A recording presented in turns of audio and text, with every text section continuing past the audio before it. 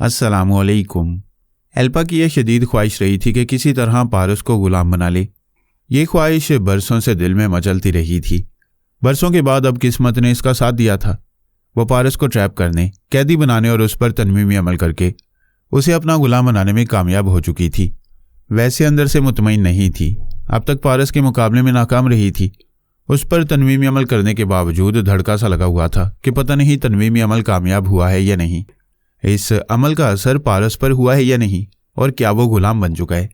Alpha के तनवीमी अमल के बाद पारस गहरी नींद सो रहा था।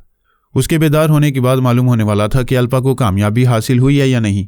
कामयाबी की सूरत में वो एल्पा के सामने सर झुका लेता, नाकामी होती तो फिर एल्पा के लिए मुसीबत बन जाता। इस अंदेशे के बायस उसने तनवीमी अमल करने के बावजूद उसे आहनी सलाखों के पीछे कैदी बनाकर रखा था ताकि वो गुलाम ना बने तो कैदी बनकर जरूर रहे।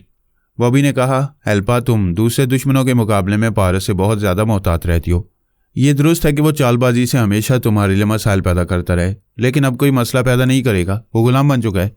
अभी यकीन से नहीं कहा जा सकता। जब वो नींद से बेदार होगा तभी नतीजा सामने आएगा। उसकी वजह से ट्रांसफार्मर मशीन का मामला खटाई में पड़ गया है। अगर ये हमारे मुल्क में ना आता तो हम इस वक्त मशीन की तैयारी के इब्तदाई मराहल में होते। हाँ, पारस की वजह से देर हो रही है, लेकिन ये मेरा गुलाम बन जाएगा तो इसकी मौजूदगी से फ़ायदा पहुंचेगा। ये ट्रांसफार्मर मशीन का माहिर मैकेनिक है। हमारे पास पहले ही जैकी हंटर जैसा माहिर मैकेनिक है। 2 मैकेनिक बड़ी कामयाबी से मशीन तैयार कर सकेंगे। बॉबी ने कहा, मुझे जैकी हंटर के पास जाना चाहिए। वो अपने बंगले में तनहा है। उसे ज़्यादा देर तक तनहा नहीं छोड़ना चाहिए। एल्पा ने कहा, यह बड़ी मुश्किल है। अब मैं जैकी हंटर के दिमाग में नहीं जा सकती। उसके दिमाग में जब तक कील पे अवस्थ रहेगी कोई टेलीपैथी जाने वाला उसके दिमाग में नहीं जा सकेगा। मैंने दुश्मनों को उसके दिमाग में जाने से रोकने के लिए कील पे अवस्थ कराई थी। वो सोचने लगी। एक तरह से उसने दानिशमंदी से काम लिया था। दोस्त और दुश्मन ख्याल ख्वानी करने वाले जैकी हंटर के दिमाग में नहीं जा सकते थे, उसका सुराग नहीं लगा सकते थे कि एल्पा ने उसे कहाँ छुपा कर रखा है। जैकी हंटर बहुत अहम था। वही ट्रांसफार्मर मशीन तैयार कर सकता था। जेकब रॉबिन ने जैकी हंटर और बॉबी के सरों में कीलें पे अवस्थ करने से पहले कह दिया था कि वो भी उन दोनों के दिमागों में नहीं जा सकेगी। जेकब रॉबिन ने कहा था, जब तक मैं जिंदा हूं मेरे मंत्रों के जरिए जैकी हंटर और बॉबी के चोर ख्यालात पढ़ सकोगी, वरना वो कीलें तुम्हारी ख्याल ख्वानी का रास्ता रोकती रहेंगी। एल्पा ने जेकब रॉबिन की इस बात को मान लिया था कि वो ज़रूरत के वक्त उसके मंत्रों के जरिए जैकी और बॉबी के दिमागों में जाया करेगी। इस वक्त दानिशमंदी यही थी कि ट्रांसफार्मर मशीन तैयार करने वाले जैकी और बॉबी के दिमागों को मुकफ्फल रखा जाए। दूसरे लफ्ज़ों में तमाम टेलीपैथी जानने वाले दुश्मनों से उन्हें दूर रखा जाए। लेकिन तकदीर अपना खेल दिखाती रहती है। एल्पा जो सोच भी नहीं सकती थी वो हो गया। जेकब रॉबिन मर गया। उसकी मौत का मतलब ये था कि उन दोनों के दिमाग एल्पा के लिए भी लॉक्ड हो गए। मंत्रों के जरिए उसे उनके दिमागों में पहुंचाने वाला नहीं रहा था। अब इसका एक ही रास्ता था कि वो जैकी और बॉबी के सरों से वो कीलें निकाल दे, फिर उसे उनके दिमागों में जाने और उनके चोर ख्यालात पढ़ने के मौके मिलते रहते। वो मालूम करती रहती कि वो दोनों बदस्तूर उसके महकूम है या नहीं। अगर नहीं तो फिर वो महकूम नहीं आस्तीन के सांप होते। टेलीपैथी की दुनिया में अपने साए पर भी भरोसा नहीं किया जाता, लेकिन जेकब रॉबिन की अचानक मौत के बायस एल्पा उन दोनों पर भरोसा करने पर मजबूर हो गई थी। वो दिल ही दिल में यह फैसला कर चुकी थी कि पारस को अपना गुलाम बनाते ही जैकी हंटर को जंजीरें पहना कर रखेगी। वो अपने बंगले से बाहर नहीं जा सकेगा।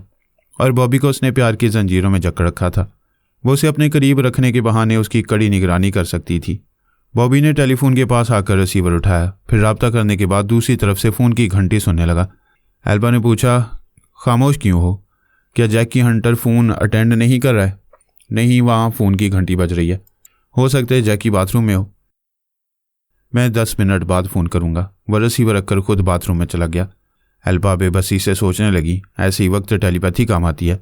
टेलीफोन के जरिए मालूम नहीं किया जा सकता कि जैकी बाथरूम में है या बंगले से बाहर चला गया है। उसने जैकी को सख्ती से मना किया था कि कभी बंगले के बाहर कदम ना रखे। उसे सिर्फ बॉबी के साथ बाहर जाने की इजाज़त थी। मेकअप के जरिए जैकी हंटर का चेहरा और हुलिया बदल दिया गया था। इस बात का अंदेशा नहीं था कि वह पहचान लिया जाएगा। अलबत्ता यह खदशा था कि तन्हा बाहर जाएगा तो पता नहीं कहाँ भटक जाएगा, फिर उसे तलाश करने का मसला पैदा होगा। दुश्मन तो किसी भी गलती या कमज़ोरी की ताक में रहते हैं। वो जैकी के भटकने का फ़ायदा उठा सकेंगे। उसने बाथरूम की तरफ देखा। बॉबी वापस नहीं आया था। वो खुद रिसीवर उठाकर नंबर डायल करने लगी, फिर रिसीवर को कान से लगाकर सुनने लगी। दूसरी तरफ फ़ोन की घंटी बज रही थी, लेकिन जैकी फ़ोन अटेंड नहीं कर रहा था। ये तशवीश में मुब्तला करने वाली बात थी। शुबा यकीन में बदल रहा था कि जैकी तन्हा बंगले से बाहर चला गया है। उसने बाथरूम के दरवाजे के पास आकर दस्तक दी। बॉबी बाहर आओ, जैकी फ़ोन अटेंड नहीं कर रहा, फ़ौरन वहाँ जाओ। बॉबी पतलून पहनता हुआ बाहर निकला। वो बोली, मैं पारस को हिप्नोटाइज कर रही थी। उस वक्त तुम्हें जैकी के पास जाना चाहिए था। मैं अभी जा रहा हूँ, जैकी के पास पहुँचते ही तुम्हें फ़ोन करूँगा। फिक्र न करो, वो अपने बंगले में ही होगा। वो बेडरूम से बाहर चला गया। एल्पा सोफे पर बैठ गई और परेशान होकर सोचने लगी, अगर जैकी कहीं चला गया होगा तो ट्रांसफार्मर मशीन की तैयारी में बहुत बड़ी रुकावट पैदा हो जाएगी। अगरचे पारस को मामूल बनाकर मशीन तैयार की जा सकती थी, लेकिन वो इतने अहम मामले में सिर्फ पारस पर भरोसा नहीं करना चाहती थी। वो ख्याल ख्वानी की परवाज़ करती हुई पारस के दिमाग में पहुंची। उसके अंदर गहरी खामोशी थी। वो कोई ख्वाब नहीं देख रहा था। उसका ख्वाबीदा जहन कुछ सोच नहीं रहा था। एल्पा ने जो तनवीमी अमल किया था उसके मुताबिक वो गहरी नींद सो रहा था। वो मुतमईन होकर दिमागी तौर पर हाजिर हो गई। अब उसकी तमाम तवज्जो और तमाम परेशानियां जैकी हंटर की वजह से थीं। वो बार बार ये सोचकर झुंझलाने लगी कि टेलीपैथी के जरिए उसके दिमाग में नहीं पहुंच पा रही है। टेलीफोन की मोहताज हो गई है। बॉबी वहां से फ़ोन करेगा, तब जैकी के बारे में अच्छी या बुरी खबर मिल सकेगी। उसे ख्याल आया कि तकरीबन 12 घंटे गुजर चुके हैं। उसने इसराइली काबरीन से रब्ता नहीं किया है। वह सब परेशान हो गए। उसने फ़ौरन ही फ़ौज के एक आला अफसर के अंदर पहुंचकर उसे मुखातिब किया। हेलो कर्नल, मैं हूँ एल्पा। एल्पा, तुम कहाँ हो? तुमने कल से रब्ता नहीं किया है। ऐसे वक्त हम अंदेशों में मुब्तला हो जाते हैं। डर सा लगता है कि दुश्मनों ने तुम्हें ट्रैप ना कर लिया हो। ये बात नहीं है। जब दुश्मन मुझ पर गालिब आएंगे तो ये बात छुपी नहीं रहेगी। मैं बरसों से तनहा लड़ती आ रही हूँ। आज तक कोई मुझे शिकस्त ना दे सका और ना ही दे सकेगा। आज तुमने किसी खास दुश्मन को गिरफ्तार करने के लिए इस शहर के एक इलाके की नाकाबंदी की थी। हमें पता चला है कि तुमने उसे कैदी बना लिया है। कौन है वो? वो मेरा बहुत ही खास कैदी है। अभी मैं उसके बारे में कुछ नहीं बताऊंगी। तुम हमारे मुल्क और कौम की भलाई के लिए मसलहतन राजदारी से काम लेती रहती हो, लेकिन ये राज खुल चुका है कि तुम अमेरिका से ट्रांसफार्मर मशीन का नक्शा हासिल कर चुकी हो और तुमने उस मशीन के एक माहिर मैकेनिक को भी अगवा किया है। अमेरिकी हुकाम हमसे शिकायतें कर रहे हैं। अमेरिकी हुकाम को क्या जवाब दिया गया है? यही कि तुमने ऐसा कुछ नहीं किया है। किसी सबूत के बगैर तुम्हें इतना बड़ा इल्ज़ाम ना दिया जाए। वैसे अल्फा, हम सबको और पूरी कौम को तुम पर नाज है। हमारे मुल्क में ट्रांसफार्मर मशीन तैयार होगी तो फिर टेलीपैथी जाने वाली यहूदी फौज तैयार होगी। दुनिया के नक्शे में इसराइल एक नुक्ते के बराबर छोटा सा मुल्क है, मगर तुम हमारे इस मुल्क को सुपर पावर बना रही हो। फ़ोन की घंटी बजने लगी। एल्पा ने कहा, कर्नल, मैं एक ज़रूरी कॉल अटेंड कर रही हूँ। आप तमाम काबरीन से बाद में रब्ता करूँगी। उसने ख्याल ख्वानी का रब्ता ख़त्म किया, फिर रिसीवर उठाकर कान से लगाती हुई बोली, हेलो, मैं बोल रही हूँ। दूसरी तरफ से बॉबी की आवाज़ सुनाई दी। अल्पा गजब हो गया। जैकी हंटर यहाँ बंगले में नहीं है। यू नॉनसेंस, वो कहाँ जा सकता है? मुझे नॉनसेंस कह रही हो? मेरा क्या कसूर है? तुम्हारी हमाकत से वो भाग गया है, याद रखो। अगर वो ना मिला तो मैं तुम्हें जिंदा नहीं छोड़ूंगी। जाओ, उसे तलाश करो। हर 15 मिनट बाद मोबाइल फ़ोन के जरिए इतला देते रहो कि तुम उसे तलाश करने के लिए क्या कर रहे हो। वो गुस्से से रिसीवर पटक कर इधर से उधर टहलने लगी। जैकी के गायब होने से ट्रांसफार्मर मशीन के सिलसिले में नाकामी के आसार पैदा हो गए थे। पहला परेशान करने वाला ख्याल यही था कि जैकी अपने अमरीकी सुरागरसानों के हाथ लगेगा तो वो उसे अपने मुल्क ले जाएंगे। जैकी वहां जाकर इसराइल के खिलाफ गवाही देगा कि यहूदियों ने अपने मखसूस मकासद हासिल करने के लिए उसे अगवा किया था। एल्पा को अमरीकी मुखालफत की परवाह नहीं थी। उसे ट्रांसफार्मर मशीन की फिक्र थी। उसकी कामयाबी नाकामी में बदलती दिखाई दे रही थी। इस वक्त उसकी ये शदीद ख्वाहिश थी कि वो किसी तरह जैकी हंटर के दिमाग में पहुंच जाए और ये मालूम कर ले कि वो कहाँ है। उसने फैसला कर लिया कि वो हाथ आएगा तो सबसे पहले उसके सर से कील निकालेगी, उसके दिमाग में आने जाने का रास्ता बनाएगी, उसे फिर कभी गुम नहीं होने देगी। ऐसा करने से एक अंदेशा रहेगा कि दुश्मन भी जैकी हंटर के दिमाग में आएंगे। उन दुश्मनों को रोकने का एक आम सा तरीका था। वो जैकी के दिमाग को तनवीमी अमल के जरिए लॉक कर सकती थी। बॉबी हर 15 मिनट के बाद फ़ोन के जरिए रब्ता कर रहा था और ये कहकर मायूस कर रहा था कि जैकी हंटर शहर में कहीं नज़र नहीं आ रहा है। एल्बा ने कहा, कोई ज़रूरी नहीं है कि वो खुली जगह सड़कों पर या पार्क वगैरह में घूमता फिरेगा। वो किसी होटल में या किसी मकान में पेइंग गेस्ट की हैसियत से छुप कर रह सकता है। वह फ़ोन के जरिए इंटेलिजेंस के आला अफसर से बोली, अपने तमाम सुराग रसानों को एक शख्स की तलाश पर मामूर करो। कोई होटल, क्लब या मकान ना छोड़ो। हर जगह घुस कर उसे तलाश करने को हुक्म दो। उसने जैकी हंटर का मौजूदा हुलिया बताया। फिर शहर से और मुल्क से बाहर जाने के तमाम रास्तों की नाकाबंदी का भी हुक्म दिया। वो जैकी तक पहुंचने की हर मुमकिन कोशिश कर रही थी, फिर भी मुतमईन नहीं हो रही थी। बेचैनी और परेशानी ऐसी थी कि अपने बंगले में सुकून से ना बैठ सकी। अपनी कार में बैठकर खुद उसकी तलाश में निकल पड़ी। उधर पारस आनी सलाखों के पीछे कैदी बना हुआ था। एल्बा ने पहले उसे जिस्मानी तौर पर कैद किया था, फिर तनवीमी अमल के जरिए दिमागी तौर पर भी उसे कैदी बना लिया। तनवीमी नींद पूरी करने के बाद उसने आंखें खोलकर देखा। नींद से पहले भी वो खुद को आहनी सलाखों के पीछे देख चुका था। फिर उसे याद आया कि अल्पा उसके दिमाग में आई थी और उसने उस पर तनवीमी अमल किया था। वो परेशान होकर सोचने लगा, क्या मैं अल्पा का मामूल बन चुका हूँ? अल्पा जैकी हंटर को तलाश कर रही थी। होटलों, क्लबों और तफरी गाहों में जाकर उसे ढूंढ रही थी। वह पारस की तरफ से भी गाफिल नहीं थी। उसने एक सड़क के किनारे कार को रोककर ख्याल ख्वानी की परवाज़ की। पारस के दिमाग में पहुंचकर उसके ख्यालात पड़े। फिर उसे कहा, हाँ, तुम मेरे मामूल और महकूम बन चुके हो। अब तुम मेरे एक एक इशारे पर नाचोगे। वो कैद खाने के फर्श पर लेटा हुआ था। उठकर बैठ गया। फिर बोला, आज तक कोई मर्द मुझे नचा नहीं सका, तुम क्या नचाओगी? आज तुम्हारे गुरूर का सर नीचा होगा। फरहाद अली तैमूर का बेटा मेरे हुक्म पर नाचेगा, अभी नाचेगा। अल्पा ने पारस के दिमाग पर कब्जा जमाया। फिर हुक्म दिया, उठो, खड़े हो जाओ। उसका दिमाग अपने इख्तियार में नहीं रहा था। वो फौरन ही उठकर खड़ा हो गया। अल्पा ने कहा, एक टांग उठाओ और दूसरी टांग पर खड़े रहो। उसने हुक्म की तामील की। एक टांग पर खड़ा हो गया। वो बोली, मैंने दुनिया को 2 पैरों पर नाचते देखा है, आज एक पैर का नाच देखना चाहती हूँ। कम ऑन, एक टांग पर नाचो।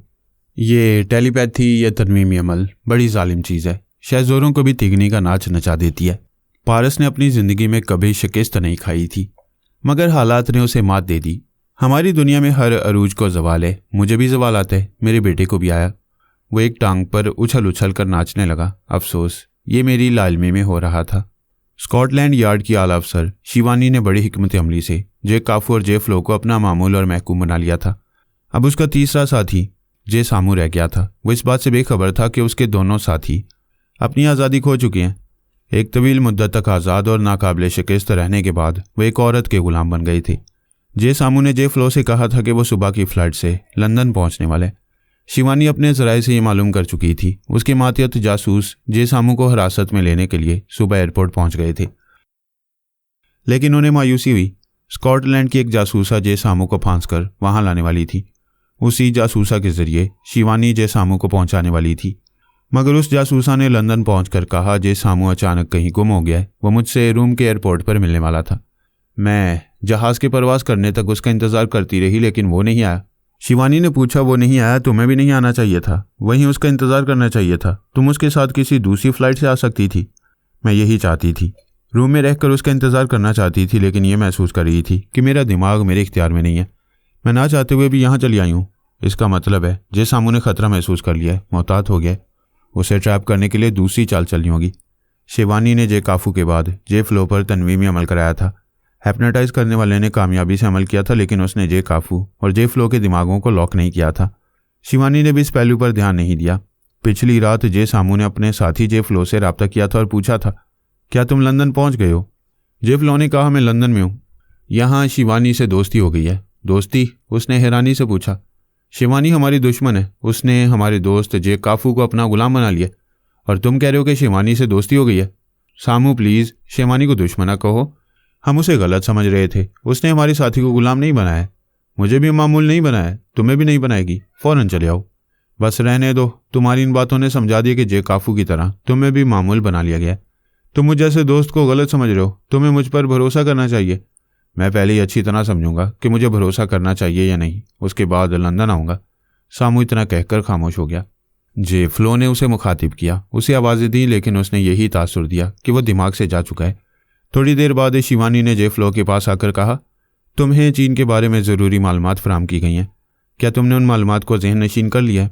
जे फ्लो ने कहा, सबसे अहम बात यह है कि वहाँ फरहाद अली तैमूर के अलावा बाबा साहब के इदारे से ताल्लुक़ रखने वाले अहम अफराद पहुँचे हुए हैं। उनमें अली तैमूर भी है। शिवानी ने पूछा, इससे भी ज़्यादा अहम बात क्या है? जे फ्लो ने कहा, बाबा साहब के इदारे के ताउन से वहाँ एक ट्रांसफार्मर मशीन तैयार की जाने वाली है। हम इस मिशन पर चीन जा रहे हैं कि उस ट्रांसफार्मर मशीन को किसी कीमत पर भी तैयार नहीं होने देंगे।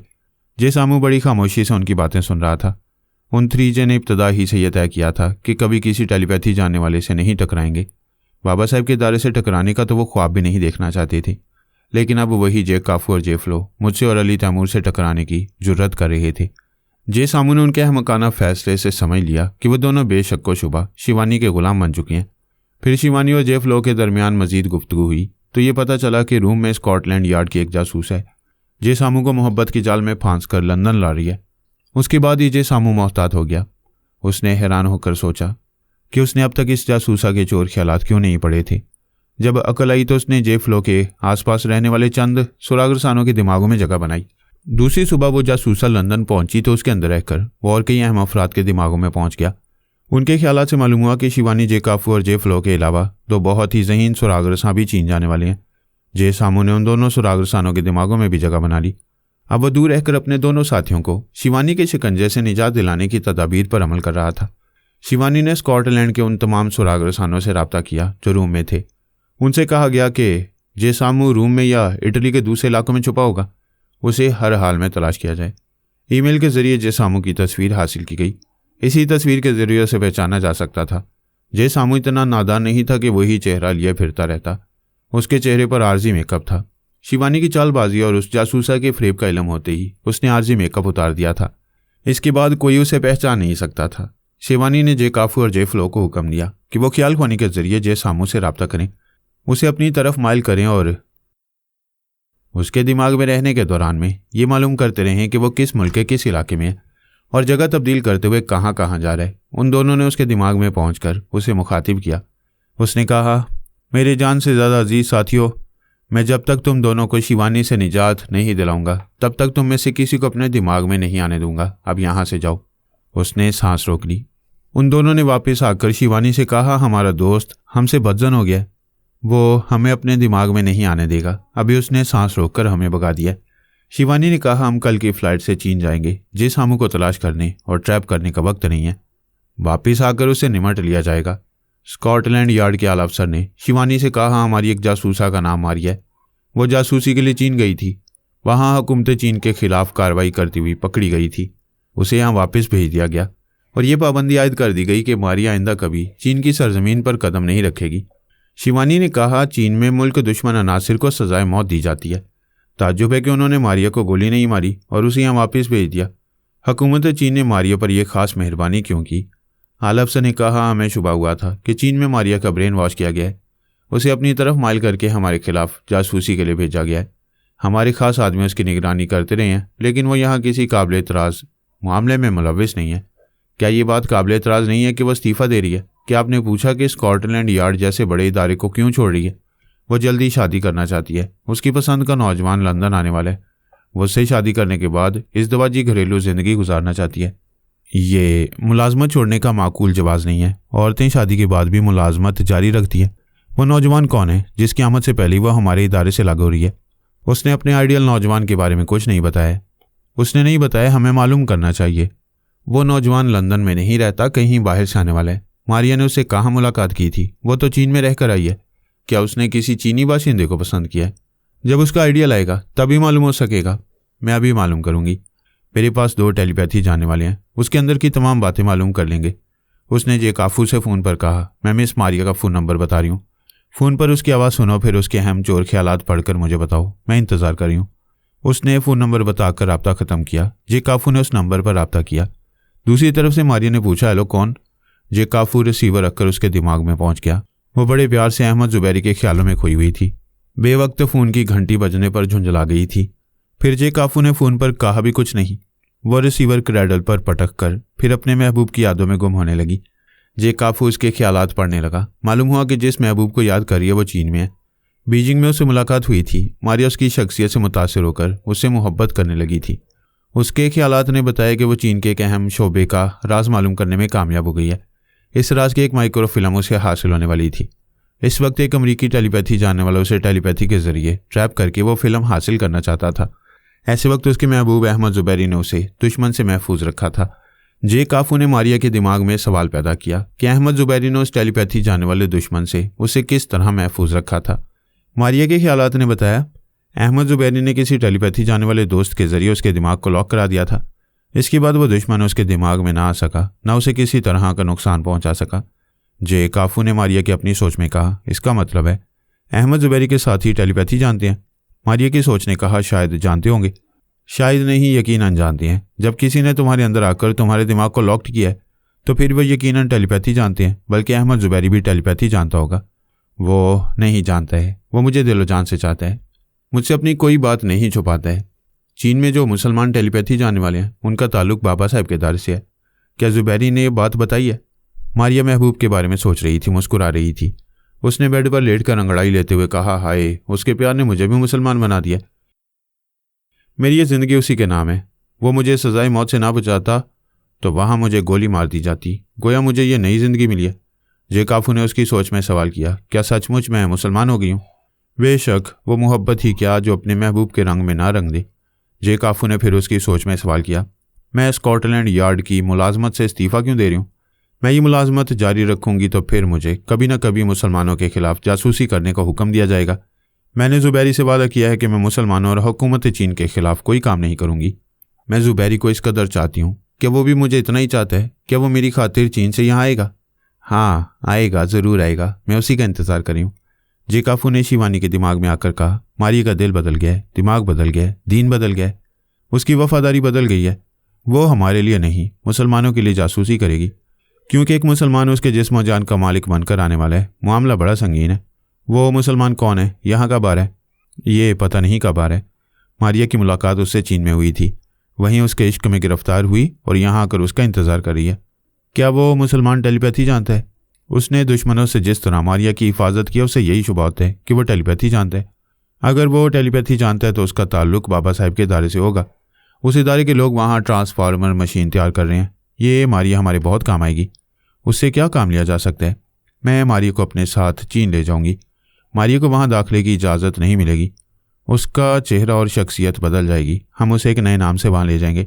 उसे कोई नहीं पहचानेगा, मगर वो अपने महबूब को पहचानेगी। अगर उसका महबूब टेलीपैथी जानता होगा तो वो भी उसके अंदर पहुंचकर उसे पहचान लेगा। हम उसके आशिक के ज़रिए ट्रांसफार्मर मशीन बनाने वालों तक पहुंचते रहेंगे। वो मारिया के ज़रिए कम से कम वक्त में बाबा साहब के दायरे के अफराद तक पहुंच सकती थी। उसने जे काफू को हुक्म दिया कि वो मारिया पर तनवी में अमल करके उसे अपनी मामूला बना ले। शिवानी अपनी आंखों की गैर मामूली कुव्वत से किसी को भी अपना महकूम बना लेती थी। अब वो चाहती थी कि उसके टेलीपैथी जानने वाले मामूल जे काफू और जे फ्लो भी टेलीपैथी के ज़रिए उसके मतलूबा अफराद के दिमागों में पहुँचते रहें और अपने अहकामात की तामील कराते रहें। जे फ्लो मारिया के दिमाग में पहुंचकर उसे सोने पर मजबूर करके उस पर तनवीमी अमल करने लगा। लेकिन वो नहीं जानता था कि उसका देरीना दोस्त जे सामू भी मारिया के दिमाग में जगह बनाने के लिए पहुंचा हुआ है। इस दुनिया का कोई भी साहिब इक़्तिदार हमेशा इक़्तिदार में नहीं रहता। जब तक उसके पास ताकत और इख्तियारात होते हैं तभी ऐसा लगता है जैसे वह नाकाबिले शिकस्त है। उसे कभी जवाल नहीं आएगा। वो क़यामत तक मालिक व मुख्तार बना रहेगा। 3J को बड़ी ज़बरदस्त ताकत और इख्तियारात हासिल हुए थे। उन्होंने अमरीकी टेलीपैथी जानने वालों को और वहाँ के अकाबरीन को अपना मामूल बना लिया था। ट्रांसफार्मर मशीन उनकी मलकियत बन गई थी। गोया वो तीनों अमरीका के हुक्मरान बन गए थे। इन हालात में यही नज़र आ रहा था कि वो 3J हमेशा रूपोश रहकर वहाँ हुक्मरानी करते रहेंगे। वहाँ के टेलीपैथी जानने वालों से अपने अहकामात की तामील कराते रहेंगे। उन्होंने ये मंसूबा भी बनाया था कि ट्रांसफार्मर मशीन के ज़रिए वो अपनी एक अलहदा टेलीपैथी जानने वालों की फ़ौज बनाएंगे। जवाल कभी आहिस्ता आहिस्ता आता है और कभी अचानक। उन 3J पर अचानक ही जवाल आ गया। उनमें से जे काफू और जे फ्लो अपनी बदकिस्मती से शिवानी के ज़ेर असर आ चुके थे और जे सामू अपने दोनों दोस्तों को शिवानी के शिकंजे से निजात दिलाने की तदाबीर पर अमल कर रहा था। अब 3J की जगह आंद्रे और साइमन को इक़्तिदार हासिल हो गया था। हर मुल्क के हुक्मरान बदलते रहते हैं लेकिन मुल्क के मसाइल अपनी जगह कायम रहते हैं। आंद्रे ने अमरीकी अकाबरीन और टेलीपैथी जानने वालों से कहा, तुम सब चाहते थे कि चीन में ट्रांसफार्मर मशीन तैयार ना हो सके, मगर तुम नाकाम होते जा रहे हो। ऐसा क्यों हो रहा है? लेजी गार्ड ने कहा, ऐसा नहीं होगा। हम 5 टेलीपैथी जानने वाले हैं और मिस्टर आंद्रे आपके साथियों समेत आपकी तादाद भी 5 है। इस तरह हम टेलीपैथी जानने वालों की तादाद 10 हो चुकी है। हम चीन में अपने अमरीकी सुराग रसानों के दिमागों में रहकर अब बहुत कुछ कर सकेंगे। अब जो करना है हम करेंगे। डैनी जॉनसन ने कहा, मैं ज़बरदस्त प्लानिंग करता हूँ। खुद चीन जाकर ट्रांसफार्मर मशीन बनने दूंगा और ना ही उसका नक्शा वहाँ रहने दूंगा। आंद्रे ने कहा, तुम वही डैनी हो जो बर्फानी पहाड़ी में नाकाम हो चुके थे। दिलेर आफरीदी नाम के एक जवान के पास माइक्रोफिल्म थी। उस माइक्रोफिल्म में ट्रांसफार्मर मशीन का नक्शा था, मगर वो फिल्म तुम हासिल न कर सके। एक बार नाकामी हुई, बार बार नहीं होगी, बार बार हो रही है। बाबा साहब के दायरे से टेलीपैथी जानने वाले चीन गए, तुम में से कोई उन्हें रोक ना सका। वो मशीन का नक्शा वहाँ ले गए, लेकिन कोई वो नक्शा उनसे छीन ना सका। अब अगर हमने कोई ठोस प्लानिंग ना की तो उस मशीन को वहाँ तैयार होने से फिर कभी ना रोका जा सकेगा। मिस्टर आंद्रे, तुम्हारी ठोस प्लानिंग क्या है? मैं प्लानिंग नहीं बताऊंगा, जो हुक्म देता जाऊंगा उस पर अमल करते रहोगे। बाद में नतीजा सामने आ जाएगा। हम सब टेलीपैथी जानने वाले दोस्त और राजदार हैं। तुम हम में से अपनी प्लानिंग क्यों छुपा रहे हो? आंद्रे ने कहा, तुम 5 टेलीपैथी जानने वाले हमारे राजदार नहीं हो, बल्कि हमारे गुलाम हो। तुम पांचों चीन का वीज़ा हासिल करके जल्द से जल्द रवाना हो जाओ। हमें चीन जाने की क्या ज़रूरत है? हम यहाँ से बैठे ही बैठे ख्याल ख्वानी के ज़रिए अपने मुखालफिन से मुकाबला करके उन्हें ट्रांसफार्मर मशीन की तैयारी से बाज रख सकते हैं। तुम सब आज तक घर बैठे ख्याल ख्वानी करते रहे और अहम मामलात को निपटाने में नाकाम होते रहे। अब तुम अमेरिका से निकलो, अमली तौर पर चीन जाकर कामयाबी हासिल करने की कोशिश करो। हम सब पूरी कोशिश करेंगे, लेकिन नाकामी होगी और हम वहाँ बेनकाब हो जाएंगे तो वो हमें जिंदा नहीं छोड़ेंगे। मैं यही चाहता हूँ, नाकाम होने वालों को जिंदा नहीं रहना चाहिए। तुम सबको आज तक सज़ा नहीं मिली, अब सज़ाए मौत के खौफ से तुम लोग पूरी जहानत और जिम्मेदारियों से कामयाब होने की कोशिश करोगे। मिस्टर आंद्रे, ये कौन सी अक्लमंदी है? हम टेलीपैथी जानने वाले अपने मुल्क का सरमाया है, तुम उस सरमाए को दाव पर लगा रहे हो। हमारे पास ट्रांसफार्मर मशीन है।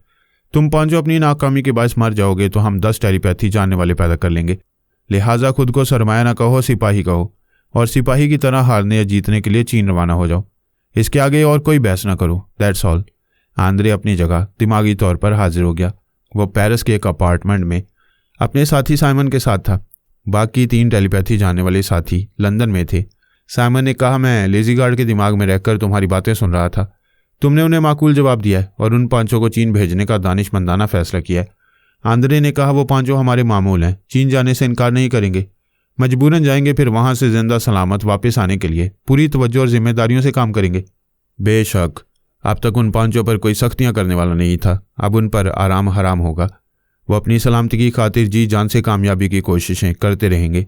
तुम स्कॉटलैंड यार्ड के आला अफसर से रब्ता करो, मालूम करो कि वो हमारे लिए क्या कर रहे हैं। साइमन ने रिसीवर उठाकर नंबर 5 किए, फिर रब्ता होने पर कहा, हेलो, मैं साइमन बोल रहा हूँ, डायरेक्टर जनरल से बात करना चाहता हूँ। दूसरी तरफ से लेडी सेक्रेटरी ने इंतजार करने को कहा। फिर चंद सेकंड के बाद शिवानी की आवाज़ सुनाई दी। हेलो मिस्टर साइमन, मैं शिवानी बोल रही हूँ। हेलो मिस शिवानी, क्या बात है? जब भी हम डायरेक्टर जनरल से बात करना चाहते हैं वो फ़ोन पर नहीं मिलते। मिस्टर साइमन, तुम्हारा केस मेरे पास है, मुझसे ही बातें हो सकती हैं। डायरेक्टर जनरल का चीन और ट्रांसफार्मर मशीन के मामला से कोई ताल्लुक नहीं है। तुमने कहा था जल्द ही चीन के लिए रवाना हो जाओगी और वहाँ उस मशीन को तैयार नहीं होने दोगी। 3 घंटे बाद फ़ोन करोगे तो मेरे फ़ोन को बेआवाज़ पाओगे। मैं एक जहाज़ में सफ़र कर रही हूँ, गोया तुम अपनी टीम के साथ जा रही हो। हाँ, हमारी $25 लाख की दूसरी किस्त अदा कर दो, आज ही अदा कर दी जाएगी। चीन में हमारे एजेंट्स मौजूद रहेंगे, तुम मशीन का वो नक्शा उनके हवाले कर दोगी। ये तमाम मामला तय हो चुके हैं, फिर उन्हें क्यों दोहरा रहे हो? बुरा ना मानना, ट्रांसफार्मर मशीन के सभी ज़रूरतमंद हैं। तुम भी अपने मुल्क के लिए उस मशीन का नक्शा हासिल करना चाहोगी और हम ये नहीं चाहेंगे। वो नक्शा हासिल करते ही तुम हमारे एक एजेंट के हवाले करोगी। बुरा ना मानना, जब मुझ पर भरोसा नहीं है तो इतना बड़ा केस तुमने स्कॉटलैंड यार्ड के हवाले क्यों किया है? भरोसा है, मैं एहतियातन तुम्हें समझा रहा हूँ। ये बात याद रखो कि हमारे पास टेलीपैथी की कुव्वत है। तुम हमारी मर्जी के खिलाफ कोई काम करोगी तो हमें फ़ौरन मालूम हो जाएगा। मेरे दिमाग में आओगे तो मालूम होगा। क्या मेरे अंदर आ सकते हो? साइमन और आंद्रे ने कई बार उसके दिमाग में जाने की कोशिशें की थी और नाकाम रहे थे। आंद्रे इस वक्त साइमन के दिमाग में रहकर फ़ोन पर होने वाली गुफ्तगू सुन रहा था। उसने साइमन की ज़ुबान से कहा, शिवानी, तुम्हारे दिमाग के दरवाजे बंद रहते हैं, हम तुम्हारे ख्यालात पढ़ नहीं सकते, लेकिन अपने आलाकारों के ज़रिए तुम्हारी निगरानी करते रहते हैं। हमें कभी फ़रेब देना चाहोगी तो नुकसान उठाओगी। बेहतर है काबिल एतमाद दोस्त बनकर रहो। तुम्हारे मशवरों का शुक्रिया। मेरी रवानगी का वक्त हो रहा है, अब ना फ़ोन पर बातें हो सकेंगी और ना ही तुम मेरे दिमाग में आ सकोगे। तुम्हारा जो भी एजेंट चीन में मिलेगा उससे रब्ता रखूंगी। Good bye. फ़ोन का रब्ता ख़त्म हो गया। साइमन ने रिसीवर रखकर कहा, शिवानी बहुत चालबाज है, बाबा साहब के दारे वालों के लिए दर्द सर बन जाएगी। दर्द सर हमारे लिए भी बन सकती है, हम उसे बनने नहीं देंगे।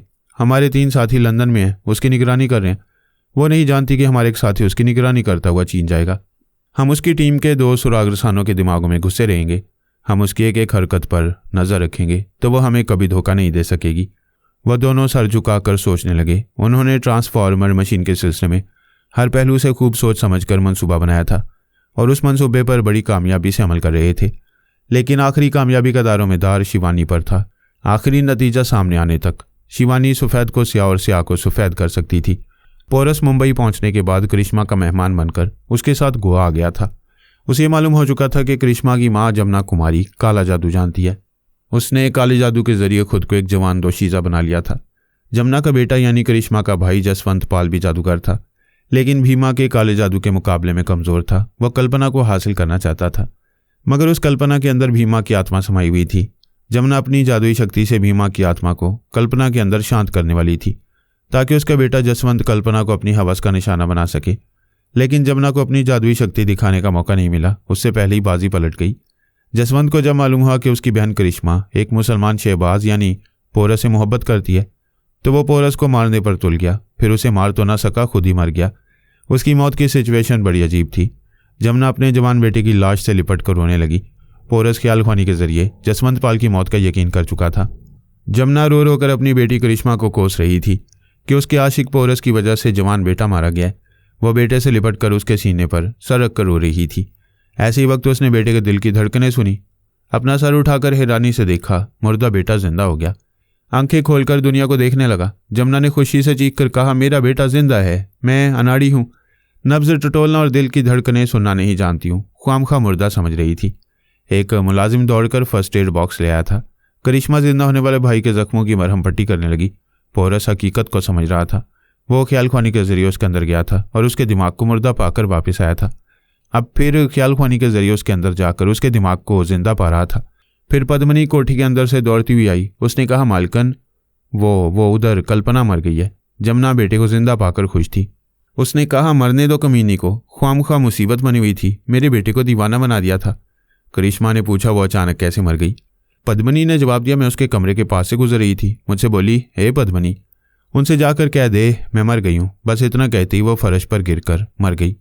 मैंने कई बार आवाज़ें दी मगर वो सचमुच मर चुकी है। तुम खुद जाकर देख लो। करिश्मा ने मुलाजमों से कहा, जाओ कल्पना के कमरे का दरवाज़ा खोलो और देखो वह जिंदा है या वाकई मर चुकी है। दो मुलाजिम उधर चले गए। जसवंत के दोबारा जिंदा होते ही पोरस समझ गया था कि भीमा की आत्मा कल्पना के जिस्म छोड़कर जसवंत के मुर्दा जिस्म में समा गई है। इस तरह जसवंत को दोबारा जिंदगी मिल गई है। पोरस समझ गया था मगर करिश्मा और उसकी माँ जमुना ने इस पहलू पर ध्यान नहीं दिया कि जो भीमा जिस्म बदलकर कल्पना के अंदर आ सकता है वो दूसरी बार कल्पना को छोड़कर मुर्दा जसवंत के जिस्म में भी समा सकता है। दरअसल उन माँ बेटी के जहन में यह बात थी कि जसवंत को मौत नहीं आई थी, उसकी मौत का धोखा हुआ था। 1 मिनट के अंदर ही वो आंखें खोलकर सांसें लेता हुआ दिखाई दे रहा था। उसकी जिंदगी बता रही थी कि वो मरा था, ना भीमा की आत्मा उसके अंदर आई थी। करिश्मा उसकी मरहम पट्टी कर रही थी। वो दोबारा जिंदगी हासिल करने के बाद सोच रहा था, हे भगवान, मुझे थोड़ी देर के लिए क्या हो गया था? मुझे ऐसा लगा जैसे मैं मर गया था। शुक्र है मैं जिंदा हूँ। पोरस बड़ी खामोशी से उसके ख्यालात पढ़ रहा था। जमुना बेटे से लिपट कर कह रही थी, मेरा लाल, मेरा बेटा जिंदा है। मेरे बेटे को मेरी उम्र भी लग जाए, मैं 100 भिखारियों को खाना खिलाऊंगी। भीमा उसके अंदर कह रहा था, जसवंत, भगवान के साथ मेरा भी शुक्र अदा करो, मेरी आत्मा तुम्हें नई जिंदगी दे रही है। जसवंत की सोच ने परेशान होकर कहा, ये क्या, मैं अपने अंदर अपने दुश्मन भीमा की आवाज़ सुन रहा हूँ? हाँ, मेरी आवाज़ अंदर सुनते रहो, अंदर सोच के जरिए बोलते रहो। जुबान से बोलोगे तो तुम्हारी माँ को मालूम हो जाएगा, वो खुश हो रही है कि जवान गबरू बेटा जिंदा है। तुम इसे बताओगे कि मेरी आत्मा से तुम्हें जिंदगी मिल रही है तो इसकी तमाम खुशियाँ मातों में बदल जाएंगी। जसवंत सोच में पड़ गया कि वो जिंदा है, अपनी माँ के बेटे की हैसियत से जिस्मानी तौर पर जिंदा है। अगरचे आत्मा पर आई है मगर जिस्म वही है जिसे माँ ने जन्म दिया था। माँ अपने पैदा किए हुए जिस्म को मुर्दा तस्लीम नहीं करेगी। फिर वो खुद अपनी माँ को ये कहकर किस दिल से सदमा पहुंचाएगा कि वह हकीकतन मर चुका है। उसने भीमा से कहा, तुम मुझसे बहुत बुरा इंतकाम ले रहे हो। मैं कल्पना की इज्जत से खेलना चाहता था मगर तुम कल्पना की नहीं, मेरी इज्जत से खेलना चाहते थे क्योंकि मैं उसके अंदर था। इज्जत आत्मा की होती है, जिस्म क्या चीज़ है? कल्पना का जिस्म फना हो गया मगर मैं बाकी हूँ। तुम भी फना हो चुके थे मगर मैं जिंदगी दे रहा हूँ। आइंदा मुझसे समझौता करते रहोगे तो तुम्हें जिंदगी मिलती रहेगी और तुम माँ को खुश देखते रहोगे। वो बेबसी से बोला, ठीक है, मैं सोचूंगा, गौर करूंगा कि माँ को खुश रखने के लिए मुझे तुम्हारी आत्मा का मोहताज रहना चाहिए या नहीं। जसवंत जख्मों की तकलीफ के बायस कमजोरी महसूस कर रहा था। एक मुलाजिम का सहारा लेकर माँ के साथ कोठी के अंदर जाने लगा। वहाँ बागीचे में करिश्मा रह गई। वो मॉडर्न और स्मार्ट थी और एक अच्छी फाइटर भी। पहली बार तन्हाई में पोरस से शर्माने लगी। उसने करीब आकर उसके बाजों को थामकर कहा, तुम मुझे ऐसे गुस्सा दिखाया करती थी जैसे नफरत करती हो मगर दिल से मुझे चाहती रही हो। तुम मेरी माँ के कंधे पर बंदूक रखकर मुझे निशाना बनाया करते थे, सीधी तरह मुझसे मोहब्बत जाहिर नहीं करते थे, इसलिए तुम पर गुस्सा आता रहता था। मेरी अनेक्सी में चलो, सीधी तरह प्यार करूंगा। वो उसके साथ अनेक्सी की तरफ जाती हुई बोली, तुमने माँ को मोहब्बत का फ़रेब दिया, वो गुस्से में है। वो भी झूठी जवानी का फ़रेब दे रही है। क्या मैं फ़रेब खा जाता? हम दोनों जवान हैं, ना मैं किसी बूढ़ी के और ना तुम किसी बूढ़े के फ़रेब में आना चाहोगी। हाँ, जवानी जवानी के साथ चलती है, बुढ़ापे के साथ नहीं। मैं माँ को समझाऊंगी, वरना वो इंतकाम लेने के लिए तुम पर काला जादू करेगी। तुम माँ की फिक्र न करो, तुम्हें धड़कनों से लगाए रखने के लिए अपनी सास से निमट लूँगा। पता नहीं इस दुनिया में कितने बेचारे अपनी अपनी सास से निमटते रहते हैं। वह नेक्सी में पहुंचकर बोली, मैं नहीं चाहती कि फिर मेरे भाई से झगड़ा हो। इसके लिए तो इब्तदा से ये कहावत है, सारी दुनिया एक तरफ, जोरू का भाई एक तरफ। मेरा ख्याल है आज की पिटाई के बाद वो एक ही तरफ रहेगा, हमारी तरफ नहीं आएगा। वो उसे बाजू में समेटकर बोला, दुनिया को भूल जाओ, सिर्फ अपनी कहो और मेरी सुनती रहो, दोनों का भला होता रहेगा। दरवाज़ा बंद हो गया। पावर हाउस वालों का इंतज़ाम खूब होता है। जिस कमरे का दरवाज़ा बंद होता है उसी कमरे की बिजली जाती है। उस बंद कमरे की बिजली भी चली गई। कोठी के एक बेडरूम में जसवंत पॉल लेटा हुआ था। माँ तीमारदारी करती हुई कह रही थी, ये करिश्मा बहुत ही बेशर्म हो गई है, उसे अपने बीमार भाई के पास रहना चाहिए। मगर वो बागीचे में अपने प्यार के साथ हंस बोल रही है, माँ मैं बीमार नहीं हूँ, जख्मी हूँ। हाँ, अभी मैंने बागीचे में एक जवान को देखा था। वो कौन है? जमुना ने हैरानी से कहा, हाय बेटा, वो तो वही शहबाज है जिससे तुम झगड़ा करते करते जख्मी हो गए हो। तुम उसे दोपहर से देख रहे हो और अब भूल रहे हो। बीमा को अपनी गलती का एहसास हुआ। उसने पोरस को पहली बार देखा था। उसे जसवंत के दिमाग से मालूम करना चाहिए था, लेकिन उसने ये सवाल जमुना से पूछ लिया था। उसने फौरन ही जसवंत के दिमाग को ढील दी। उसे आज़ाद छोड़ा तो वो बोला, ओ माँ, सर में गहरी चोट लगी है, मैं भूल गया था। मुझे याद आ गया, उस जवान का नाम शहबाज है। करिश्मा उससे प्यार करती है और हमें यह पसंद नहीं है। वो गुस्से से बोली, मैंने ऐसी दुश्मन बेटी नहीं देखी। मैं उसे अपना मर्द बनाना चाहती थी, उसने उसे अपना मर्द बना लिया है। माँ, तुम भी बेटी की तरह बेशर्मी की बातें कर रही हो। एक अनार है और 2 माँ बेटी बीमार हैं। इस अनार को उठाकर बाहर फेंक दूंगा तो माँ बेटी का झगड़ा खत्म हो जाएगा। ना बेटा, तुम फिर उससे झगड़ा ना करना, वो बड़ा खतरनाक है। इस बार तुम बच गए, अगली बार उसके मुंह ना लगना। मैं उसे यहाँ से भागने पर मजबूर कर दूंगी। वो कोई चालबाज है, पता नहीं किस इरादे से आया है। अपनी बातों से उसने पहले तुम्हें बेवकूफ़ बनाया, अब करिश्मा को बना रहे। वो बातें करना भूल जाएगा। मैं ऐसे मंत्र पढ़ूंगी कि जब वो बोलना चाहेगा तो मुंह खोलते ही कुत्ते की तरह भौंकने लगेगा। पद्मिनी ने डॉक्टर को फ़ोन किया था। वो इलाज करने आ गया। उसने जसवंत का मुआयना किया, उसके जख्मों को साफ किया, उसकी मरहम पट्टी की, एक इंजेक्शन लगाया, फिर खाने के लिए दवाएं देकर चला गया। जमुना ने पद्मिनी को एक तरफ ले जाकर पूछा, करिश्मा कहाँ है? थोड़ी देर पहले अनेक्सी में थी, अब अपने कमरे में है। वो अनेक्सी में क्या करने गई थी? मैं क्या बताऊं मालकिन, ये तो समझने की बात है, समझाने की नहीं। बकवास मत कर, बड़ी आई समझने और समझाने वाली। चल जा यहाँ से। पद्मिनी चली गई। वह बुड़बुड़ाती हुई करिश्मा के बेडरूम में आई। वो बिस्तर पर लेटी अंगड़ाई ले रही थी, मुस्कुरा रही थी। उसके ख्यालों में पोरस फाते की तरह मुस्कुरा रहा था। जमुना ने कमरे में आते ही पूछा, तुझे हमारी इज्जत का कुछ ख्याल है? उसने पूछा, तुम्हारी इज्जत को क्या हुआ है माँ? मेरी इज्जत को क्या पूछती हो? तेरी इज्जत रही है या नहीं? दुनिया में कोई इतनी इज्जत नहीं देता जितना एक प्यार करने वाला देता है। शहबाज जो मोहब्बत और इज्जत दे रहा है उसे तुम नहीं समझ सकोगी। बकवास मत कर। आज आधी रात के बाद मैं ऐसा काला जादू करूंगी कि वो यहाँ से कुत्ते की तरह भौंकता हुआ भागेगा, फिर सारी जिंदगी बोल नहीं सकेगा। जब भी मुंह खोलेगा भौंकने लगेगा। तुम ऐसा कोई जादू नहीं करोगी। तुम माँ हो, मेरी खुशियों की दुश्मन ना बनो, वरना अच्छा नहीं होगा। क्या अच्छा नहीं होगा? तुम क्या कर लोगी? क्या मेरे भयानक जादू से उसे बचा सकोगी? अगर उसे ना बचा सकी तो तुम्हारे भयानक जादू के जवाब में तुमसे भयानक इंतकाम लूंगी। यह धमकी किसी और को देना। क्या तू नहीं जानती कि मैं कितनी जिद्दी हूं? क्या तुम नहीं जानती कि मैं जिद्दी माँ की जिद्दी और खतरनाक बेटी हूं? उसने घूर कर बेटी को देखा, फिर पूछा, क्या करेगी तू? तुम शहबाज से दुश्मनी करोगी? मैं तुम्हारे बेटे से दुश्मनी करूंगी? क्या तू अपने भाई से दुश्मनी करेगी? जब तुम दुश्मन बन जाओगी और माँ नहीं रहोगी तो वो किस रिश्ते से मेरा भाई रहेगा? मैं तुझे अपने बेटे के करीब भी नहीं जाने दूंगी। करीब जाना जरूरी नहीं है, दूर से भी गोली मारी जा सकती है। क्या कल मुही तो मेरे बेटे को गोली मारेगी? तुम मेरे दिल की दुनिया उजाड़ दोगी, मैं तुम्हारी कोख उजाड़ दूंगी। जमुना ने गुस्से से मुट्ठियां भींचकर दांत पीसते हुए उसे देखा, फिर पांव पटकती हुई जाने लगी। करिश्मा उसके पीछे चलती हुई कहने लगी, ये अच्छी तरह याद रखना, जब भी तुम शहबाज के खिलाफ काला जादू करने बैठोगी और मंत्र पढ़ने में मसरूफ रहोगी, उस वक्त तो तुम्हारे बेटे की हिफाजत करने वाला और उसे मेरे इंतकाम से बचाने वाला कोई नहीं होगा। जमुना चलते चलते उसकी बात सुनकर जसवंत के कमरे के सामने रुक गई। सोच में पड़ गई, फिर बोली, मैं भूल गई थी कि काले जादू की तरफ ध्यान रहेगा तो अपने जख्मी बेटे की तरफ ध्यान नहीं दे सकूंगी। ठीक है, आज ना सही, जब मेरे बेटे के जख्म भर जाएंगे तब वह तुझे जंजीरें पहनाकर कमरे में बंद कर देगा, फिर मैं शहबाज को कुत्ता बनाकर यहाँ से भगा दूंगी। ये कहकर वह जसवंत के कमरे में आ गई। जसवंत ने कहा, माँ तुमने ये ठीक सोचा है, अभी शहबाज को भूल जाओ, मेरे जख्म भर जाएंगे तो हम दोनों मिलकर उससे निमट लेंगे। उन माँ बेटे के लिए फिलहाल यही मुनासिब था। उन्होंने शहबाज के खिलाफ कुछ करने का फैसला मुलतवी कर दिया, लेकिन जसवंत के अंदर भीमा सोच रहा था, ये शहबाज कौन है? इसने जसवंत को बुरी तरह जख्मी करके मार डाला। यकीनन शाहजोर होने के अलावा योगा का माहिर भी होगा। मैं इसके दिमाग में जाऊंगा तो वह सांस रोक लेगा, शुबा करेगा कि कल्पना के अंदर रहने वाला टेलीपैथी जानता है, उसकी आत्मा अभी तक यहाँ मौजूद है। वह दुरुस्त सोच रहा था। पोरस को आमना के जरिए मालूम हो चुका था कि कल्पना के जिस्म में जो आत्मा घुसी हुई है वो टेलीपैथी भी जानती है, लिहाजा भीमा ने एहतियातन यह फैसला किया कि पहले पोरस को किसी तरह कमज़ोर बनाएगा, फिर उसके दिमाग में पहुंचेगा। भीमा के पास अपनी आत्मा शक्ति के कमज़ोर होने का भी हिसाब था। बार बार जिस्म बदलने के बायस आत्मा की शक्ति कमज़ोर होती चली जाती है। वो 2 बार जिस्म बदलकर तीसरे जिस्म में आया था, यानी भीमा पहली बार अपने पैदाइशी जिस्म से महरूम होकर कल्पना के जिस्म में पहुंचा था। उस वक्त पहली कमजोरी आई थी। उसने सोचा था मौका मिलते ही तपस्या करेगा और खोई हुई थोड़ी सी शक्ति हासिल कर लेगा, लेकिन उसे मौका न मिल सका क्योंकि कल्पना का जिस्म जसवंत पाल का कैदी बन गया था। भीमा एक लड़की के जिस्म में रहना नहीं चाहता था, किसी मुनासिब मौके की तलाश में था। आखिर वह मौका मिल गया। जसवंत पाल के मरते उसके जिस्म में समा गया। यूं दूसरी बार जिस्म बदलने के बायस उसकी आत्मा शक्ति और कमज़ोर हो गई।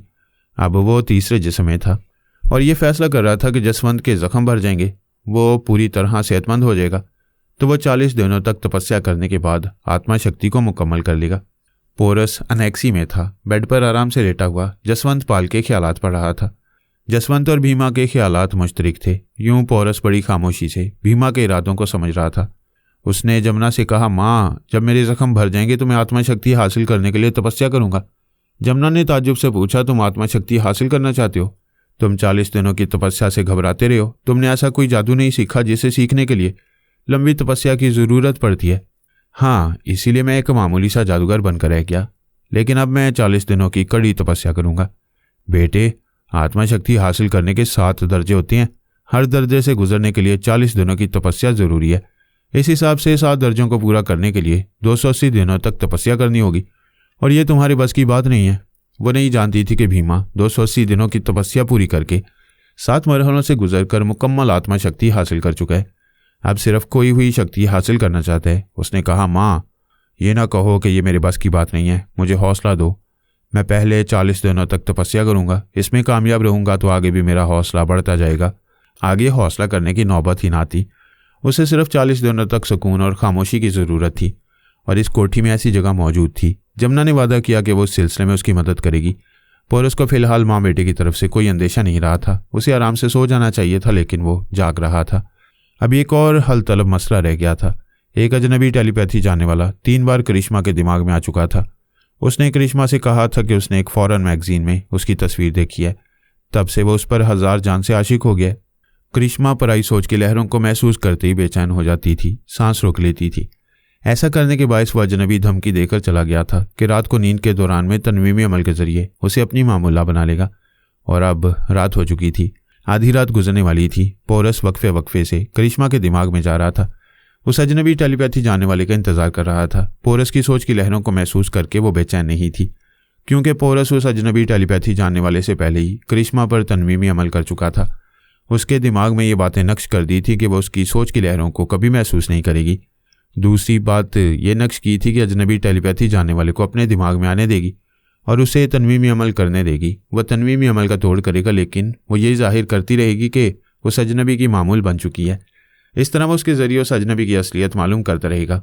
पोरस को बड़ी देर तक इंतजार करना पड़ा। आखिर रात के 2 बजे करिश्मा के अंदर उसकी आवाज़ सुनाई दी। उसने आते ही पूछा, सो रही हो? वो गहरी नींद में बोली, मैं सो रही हूँ। अगर तुम सांस रोककर भगाओगी तो मैं फिर अचानक आकर तुम्हारे अंदर जलजला पैदा करूंगा। तुम नहीं जानती कि इस अमल से किस तरह दिमाग फोड़े की तरह दुखने लगता है। बोलो, क्या जलजला पैदा करूं? वो पोरस की मर्जी के मुताबिक बोली, नहीं, मैं दिमागी तकलीफ बर्दाश्त नहीं कर सकूंगी। क्या तुम मुझ पर तनवीमी अमल करोगे? क्या तुम एतराज़ करोगी? नहीं, मगर दुश्मन बनकर अमल न करो, पहले दोस्त बन जाओ। ये बड़ी अच्छी बात है। इस लम्हे से मुझे दोस्त समझो। कैसे समझूं? दोस्त अजनबी नहीं होते। अपना तारुफ पेश करो। पहले मुझे यकीन करने दो कि कोई दूसरा कभी तुम्हारे दिमाग में आकर मेरे बारे में कुछ मालूम नहीं कर सकेगा। कैसे यकीन आएगा? जब तुम मेरी मामूला बन जाओगी और मैं तुम्हारे दिमाग को लॉक कर दूंगा, तब यकीन होगा। कोई तुम्हारे अंदर छुपकर नहीं आएगा और ना ही तुम मेरे हुक्म के बगैर किसी के सामने जुबान खोल सकोगी। पोरस ने उसके जवाब में करिश्मा को खामोश रखा। वो समझ गया कि वो उसे एपनाटाइज किए बगैर कभी अपनी असलियत नहीं बताएगा। वो करिश्मा को ट्रांस में लाकर तनवीमी अमल करने लगा और वो पोरस की मर्जी के मुताबिक उस अजनबी की मामूला बनने लगी। अजनबी ने तनवीमी अमल के इख्तिताम पर एक मखसूस आवाज़ और लहजा उसके ज़हन में नक्श किया, फिर हुक्म दिया कि वो इस आवाज़ और लहजे को अपने दिमाग में महसूस नहीं करेगी। बाकी तमाम पुराई सोच की लहरों को महसूस करते ही सांस रोककर उन्हें भगा दिया करेगी। इसके बाद उसने उसे तनवीमी नींद सोने का हुक्म दिया। और कहा कि वो दूसरे दिन किसी वक्त उसके दिमाग में आएगा। उसके जाने के बाद करिश्मा के अंदर खामोशी रही और वो तन्वी में नींद सोती रही। पोरस ने इस आसरे पर करिश्मा को उसकी मामूला बनने दिया कि वो अजनबी की मुकर्रर की हुई आवाज़ और लहजे इख्तियार करके उसके अंदर पहुंच सकता था। अभी वो अपने मकसद में कामयाब नहीं हुआ था। जब उस अजनबी का नाम और मुकाम मालूम हो जाता तो वो करिश्मा को उसके तन्वीमी अमल से बासानी निजात दिला सकता था।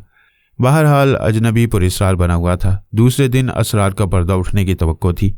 एल्पा को अपनी खुशकिस्मती का यकीन हो गया क्योंकि उसकी बरसों की तमन्ना पूरी हो गई थी। पारस सचमुच उसका गुलाम बन गया था, उसके हुक्म के मुताबिक अमल कर रहा था। उसने उसे एक टांग पर खड़ा रहने को हुक्म दिया तो एक टांग पर खड़ा हो गया। उसने एक टांग पर नाचने को हुक्म दिया तो एक टांग पर उछल उछल कर नाचने लगा। गुलाम बन जाने का इससे बड़ा सबूत और क्या हो सकता था कि जो पारस बड़े बड़े खतरनाक दुश्मनों को नचाया करता था वो खुद नाचने लगा था। एल्पा एक नाकाबिले शिकस्त शहजोर को बुरी तरह शिकस्त दे चुकी थी। अब वो सोच रही थी कि इतना सबूत काफ़ी है, ये इसे और आजमाया जाए।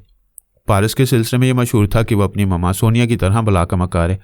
दुश्मनों को उसकी मकारी का पता उस वक्त चलता था जब पानी सर से गुजर जाता था। एल्पा के दिमाग में कामयाबी के बावजूद अंदेशा था कि कहीं वो मकारी ना कर रहा हो।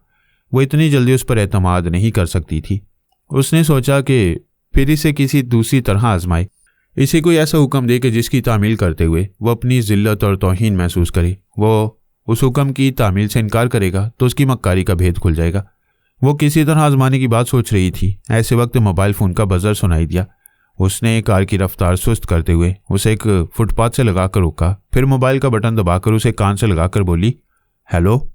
दूसरी तरफ से बॉबी ने चहकते हुए कहा, एल्पा, खुशखबरी है, मैंने जैकी हंटर को ढूंढ निकाला है। वो खुश होकर बोली, ओह वेरी गुड बॉबी, वो कहाँ है? मेरे साथ है। मैंने उसे पकड़कर अपनी कार में बिठा लिया। आखिर वह बंगले से बाहर क्यों गया था? वह तुम्हें कहाँ मिला है? बंगले में शराब का स्टॉक ख़त्म हो गया था। वह नशे की तलब में बंगले से निकल गया था।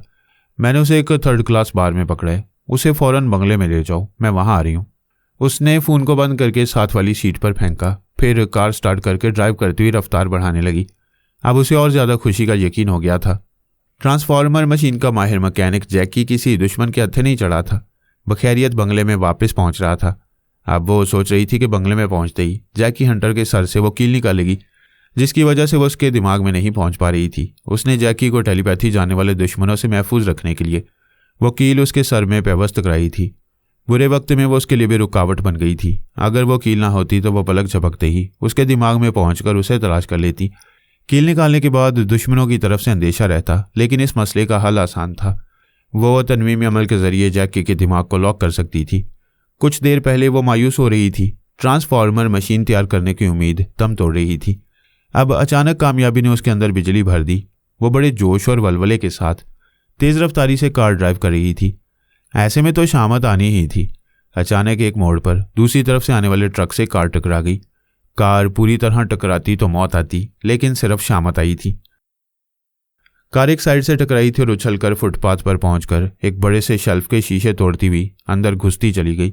एल्पा का चेहरा पहले स्टीयरिंग से टकराया, फिर वो कार दुकान की एक दीवार से टकराकर एक झटके से रुकी तो वो सीट पर से उछलकर विंड स्क्रीन का शीशा तोड़ती हुई बाहर निकल गई। इसके बाद उसे होश न रहा कि वो कहाँ है, दुनिया में है भी या नहीं। ये मुकद्दर की हेरा फेरी है। कभी कुछ होता है, कभी कुछ से कुछ हो जाता है। इंसान सोचते सोचते, अमल करते करते, दूसरों को कुचलते कुचलते, खुद को उछालते उछालते अचानक गड्ढे में गिर पड़ता है। वो जख्मों से चूर होने वाली, बेहोश हो जाने वाली कभी सोच भी नहीं सकती थी कि उसके कैदी, उसके गुलाम और मातियत होश में रहेंगे और वह बेहोश होकर अस्पताल पहुंच जाएगी। बॉबी ट्रांसफार्मर मशीन के माहिर मैकेनिक जैकी हंटर को लेकर बंगले में पहुंचा और एल्पा का इंतजार करने लगा। पारस आनी सलाखों के पीछे कैद था। वह एल्पा के हुक्म से एक टांग पर नाचना नहीं चाहता था, मगर उसने एक मालकिन की हैसियत से उसके दिमाग पर कब्जा जमाकर उसे नाचने पर मजबूर कर दिया। उसे अपने आप पर गुस्सा आने लगा। उसने कसम खाई कि आइंदा उसके हुक्म की तामील नहीं करेगा, अपनी कुव्वत इरादी से काम लेकर उसकी हर बात से इनकार कर देगा।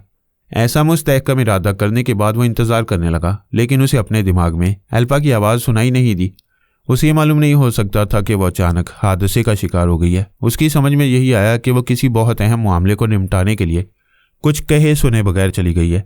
वो कैद खाने के फर्श पर बैठकर परेशानी से सोचने लगा, मैं बाज़-औक़ात नामुमकिन को भी मुमकिन बना चुका हूँ, लेकिन इस तनवीमी अमल के असर को ज़ायल करने या कम करने में नाकाम हो रहा हूँ। इस दुश्मन औरत ने मेरे अंदर ऐसे ज़बरदस्त ज़लज़ले पैदा किए थे कि अब तक दिमागी कमज़ोरी महसूस कर रहा हूँ। वह दिमागी कमज़ोरी के बायस ख्याल ख्वानी करने के काबिल नहीं रहा था। अगर इस काबिल होता तो वह फ़ौरन सोनिया और सानी को अपने हालात से मुतला करता। वह हैरान था कि एक दिन गुजर गया, रात होगी, लेकिन हम में से किसी ने उसकी खबर नहीं ली। मैं अली के साथ चीन में था। मेरी फैमिली के दूसरे अफराद अपनी अपनी जगह मसरूफ़ थे। हम सब 24 घंटे में एक बार एक दूसरे के ज़रिए सभी की खैरियत मालूम करते रहते थे, या बाबा साहब के दायरे से सबकी खैरियत मालूम हो जाया करती थी। आखिरी बार सानी ने पारस से रब्ता किया था, उसके बाद ही अल्पा ने उसे कैदी बनाया था। तब से 10 घंटे गुजर चुके थे। सानी और हम सब उसके मौजूदा हालात से बेखबर थे। दूसरे लफ्ज़ों में इसलिए पारस की फिक्र नहीं थी कि सानी उससे रब्ता कर चुकी थी। आइंदा हम 24 घंटों में किसी वक्त भी उससे रब्ता करने वाले थे। वो फर्श पर बैठा सोच रहा था। आनी सलाखों के बाहर 2 मुसल्ला पहरेदार गूंगे बने हुए थे। एल्बानो ने सख्ती से ताकीद की थी कि वो इस कैद खाने में पारस के सामने एक ज़रा सी भी आवाज़ नहीं निकालेंगे, वरना पारस उनके दिमाग में पहुंचकर फरार का रास्ता बना लेगा। एल्बा ने वहां 4 पहरेदारों की ड्यूटी लगाई थी। 2 पहरेदार दिन के वक्त थे, वो चले गए थे। उनकी जगह दूसरे 2 पहरेदार आए थे। जब एल्बा ने पारस के दिमाग में जल्जले पैदा किए थे और वह बेहोश हो गया था, तब उसके करीब किसी ने गूंगा बनना ज़रूरी नहीं समझा था। वो वाकई बेहोश था, लेकिन कैद खाने तक पहुंचने से पहले होश में आ गया। दूसरों पर उसने यह जाहिर नहीं किया, पहले की तरह बेहोशी जाहिर करता रहा। वो चारों पहरेदार उसे स्ट्रेचर पर लिटाकर आहनी सलाखों के पीछे पहुंचाने तक आपस में बातें करते रहे थे। एल्पा वहां ख्याल ख्वानी के जरिए मौजूद नहीं थी। वो मौजूद होती तो पहरेदारों को बातें करने की सजा देती और उनकी जगह दूसरे गूंगे पहरेदारों की ड्यूटी लगा देती। पारस ने उनकी गुफ्तगू सुनी थी और उनमें से एक की आवाज़ और लहजे को याद रखा था। वो पहरेदार इस वक्त आहनी सलाखों के बाहर खड़ा हुआ था। उसकी ड्यूटी सुबह ख़त्म होने वाली थी। पारस उसके दिमाग में पहुंचकर उसे अपना आलाकार बनाकर बड़ी आसानी से फरार हो सकता था, मगर अफसोस वह दिमागी कमज़ोरी के बायस ख्याल खोने के काबिल नहीं रहा था। ऐसा भी होता है कि सामने रिहाई का रास्ता खुला होता है, मगर कैदी उस रास्ते पर चलने के काबिल नहीं रहता। और ऐसा पारस के साथ हो रहा था और ऐसा एल्पा के साथ भी हो रहा था। उसे ट्रांसफार्मर मशीन बनाने वाला माहिर मैकेनिक वापस मिल गया था। पारस भी माहिर मैकेनिक था। वो उन दोनों के जरिए चंद हफ्तों में ट्रांसफार्मर मशीन तैयार करा सकती थी। बहुत बड़ी कामयाबी का दरवाज़ा खुल गया था, लेकिन तकदीर उसे अस्पताल के दरवाजे पर ले गई थी। पुलिस वाले हादसे के बाद उसे अस्पताल लेकर आए थे। उसके सर पर और जिस्म पर कई हिस्सों पर गहरी चोटें लगी थीं। लहूलुहान हो गई थी, पहचानी नहीं जा रही थी। अगर अच्छी हालत में होती तब भी पुलिस वाले उसे पहचान ना पाते। इसराइलिया काबरीन भी उसे पहचान नहीं सकते थे। वो अल्पा जो बरसों से यहूदी कौम और अपने मुल्क के लिए बेशुमार कारनामे अंजाम देती आ रही थी, उसे सूरत शक्ल से कोई पहचान नहीं सकता था, क्योंकि वो चेहरे की प्लास्टिक सर्जरी कराने के बाद रूपोश रहकर जिंदगी गुजार रही थी। इसराइलिया काबरीन से सिर्फ ख्याल ख्वानी के जरिए रब्ता करती रहती थी। उसने कार के हादसे में एक बड़ी दुकान का लाखों डॉलर्स का नुकसान किया था। वह नुकसान पूरा कराने के लिए मालूम करना चाहता था कि वह जख्मी और बेहोश होने वाली कौन है। पुलिस वाले कानून के तकाजे पूरे करने के लिए उसका नाम और पता मालूम करना चाहते थे। इसके लिए उसके होश में आने का इंतजार कर रहे थे। उसके चेहरे से लहू साफ करने के बाद उसकी मुख्तलिफ तस्वीरें उतारी जा रही थीं। पुलिस अफसर कह रहा था, ये तस्वीरें टीवी के जरिए नशर की जाएंगी, सुबह के अखबारात में शाया कराई जाएंगी। तस्वीरें देखकर इसके माँ बाप, सरपरस्त और अजीज़ व क़ारिब ज़रूर यहाँ आएंगे। पुलिस वालों की कोशिशों से उसी रात टीवी के जरिए अल्पा की तस्वीरें उतारी गईं। ऐलान किया गया कि इस औरत के मुतालिक जो भी मालूमात फराहम करना चाहे वो किसी भी पुलिस स्टेशन में आ जाए। वो भी परेशान हो रहा था। वो जैकी हंटर के साथ बंगले में अल्पा का मुंतज़िर था। उसने फ़ोन पर कहा था कि अभी आ रही है, लेकिन 2 घंटे गुजरने के बावजूद नहीं आई थी। उसने उसके मोबाइल फ़ोन नंबर पर रब्ता किया तो पता चला वो फ़ोन बंद हो चुका है। दरअसल फ़ोन बंद नहीं हुआ था, कार के हादसे में टूटकर नाकारा हो गया था। बॉबी ने उसके खुफिया महलनुमा बंगले में भी फ़ोन किया। वहाँ घंटी बजती रही, लेकिन किसी ने फ़ोन अटेंड नहीं किया। वह हैरानी और परेशानी से सोच रही थी कि अल्पा कहाँ चली गई है। जहाँ भी गई है वहाँ से रब्ता कर सकती है, मगर उसने फ़ोन के जरिए भी रब्ता ख़त्म कर दिया था। जैकी हंटर ड्राइंग रूम में बैठा विस्की पी रहा था और टीवी देख रहा था। उसने चीखकर कहा, बॉबी यहाँ हो, देखो टीवी पर मैडम की तस्वीर दिखाई जा रही है।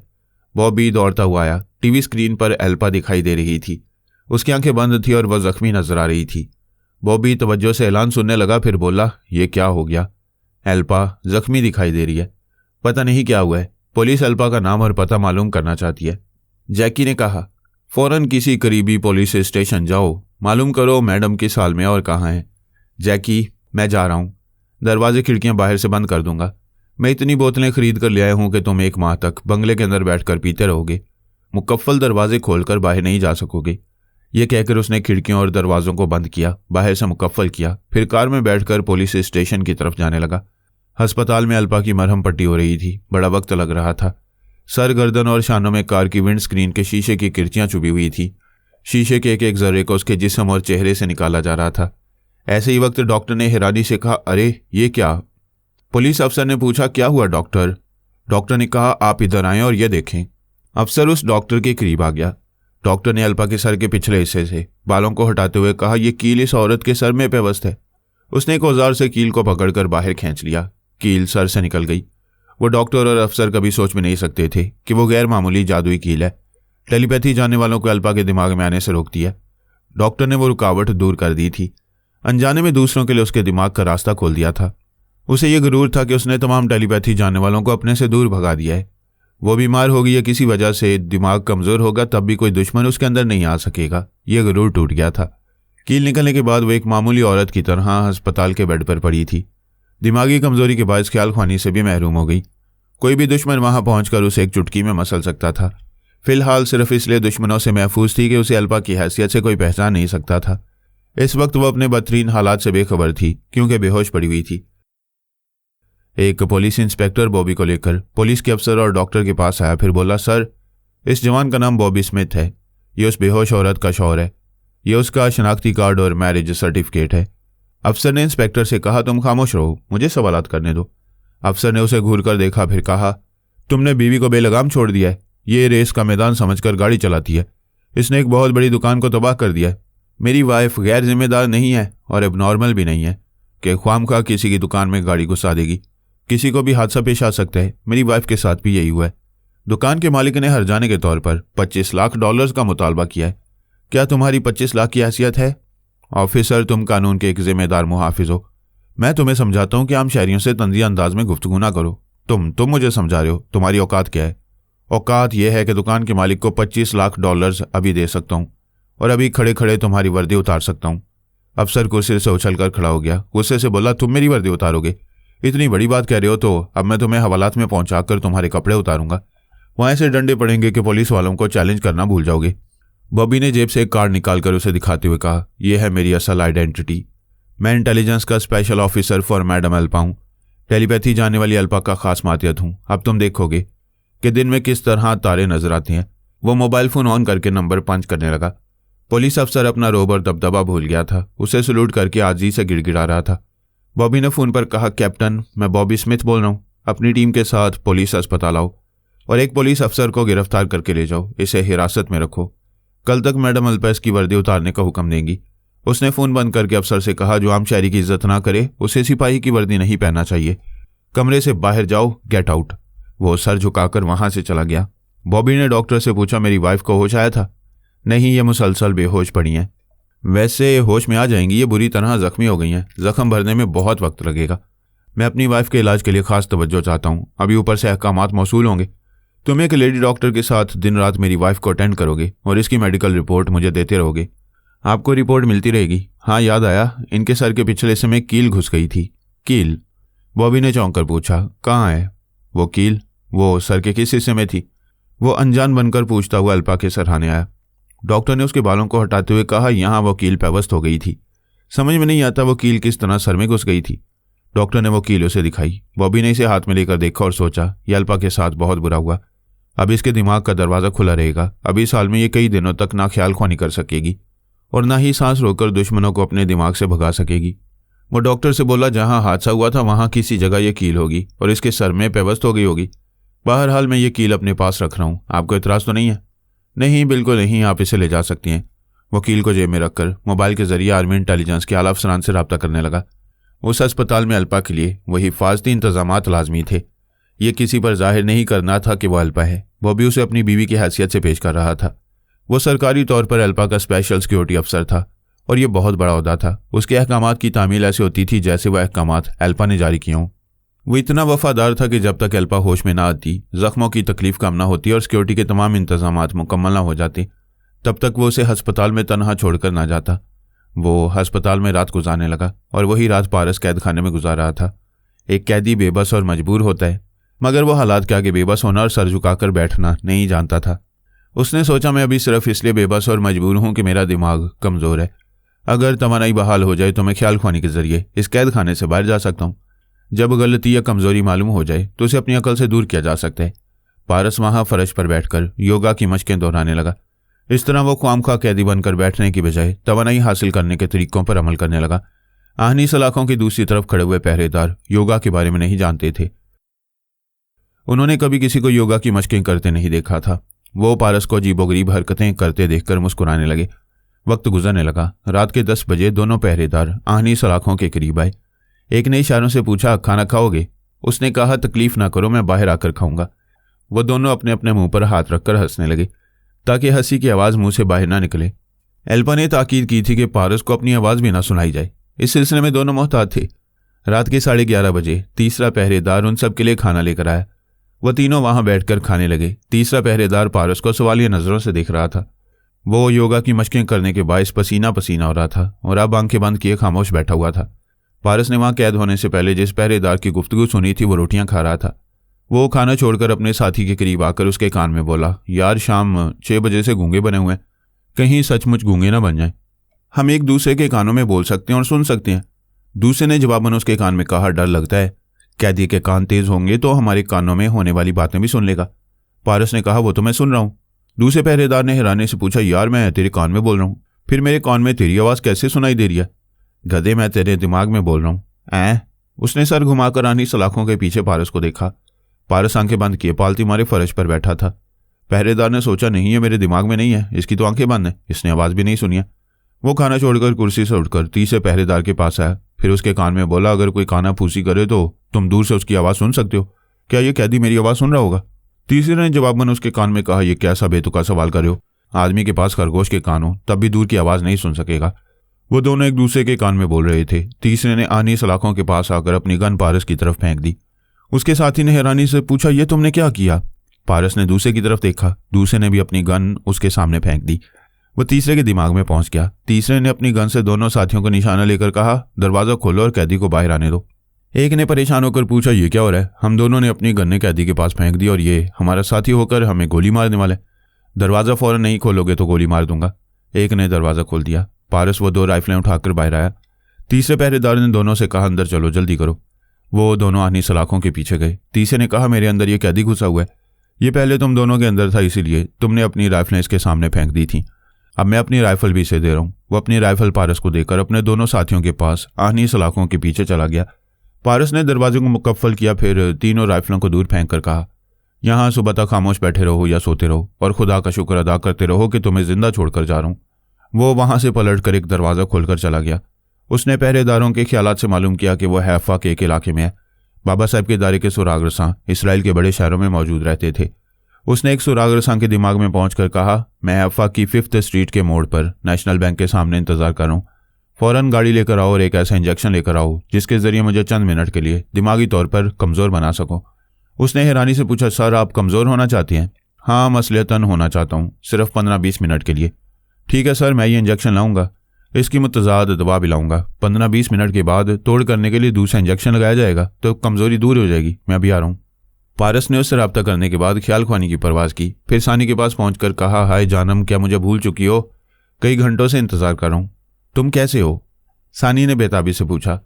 तुम्हें तो एल्पा ने बुरी तरह ट्रैप कर लिया था, फिर तुम किस तरह मुझसे रब्ता कर रहे हो? जवाब में पारस ने सारी तफसील उसे बता दी। सानी ने पूछा, क्या वाकई एल्पा ने तुम्हें अपना मामूल बना लिया था? तुम उसके मामूल बन चुके हो तो इतनी आज़ादी से उसके खिलाफ कैसे बोल रहे हो? इस सिलसिले में कुछ अच्छी तरह समझ में नहीं आ रहा। एल्पा मुझे मामूल बनाकर बड़े गरूर से मुझे एक टांग पर नचा रही थी, फिर अचानक ही उसने राब्ता खत्म कर दिया। 7 घंटे गुजर चुके हैं, वो अब तक मेरे अंदर नहीं आई है। मैं उसके मुसल्ला पहरेदारों को कैदी बनाकर वहां से आया हूं। आज़ादी से सोच रहा हूं, तुमसे गुफ्तगू कर रहा हूं, लेकिन वो रुकावट नहीं बन रही है। सानी ने कहा, एल्पा तुम्हें जीत कर भी कभी हारना नहीं चाहेगी। वो बड़े अहम मामलात को वक्ती तौर पर नज़रअंदाज कर सकती है, लेकिन तुम्हें एक लम्हे के लिए भी नज़रअंदाज नहीं करेगी। यही मैं सोच रहा हूँ।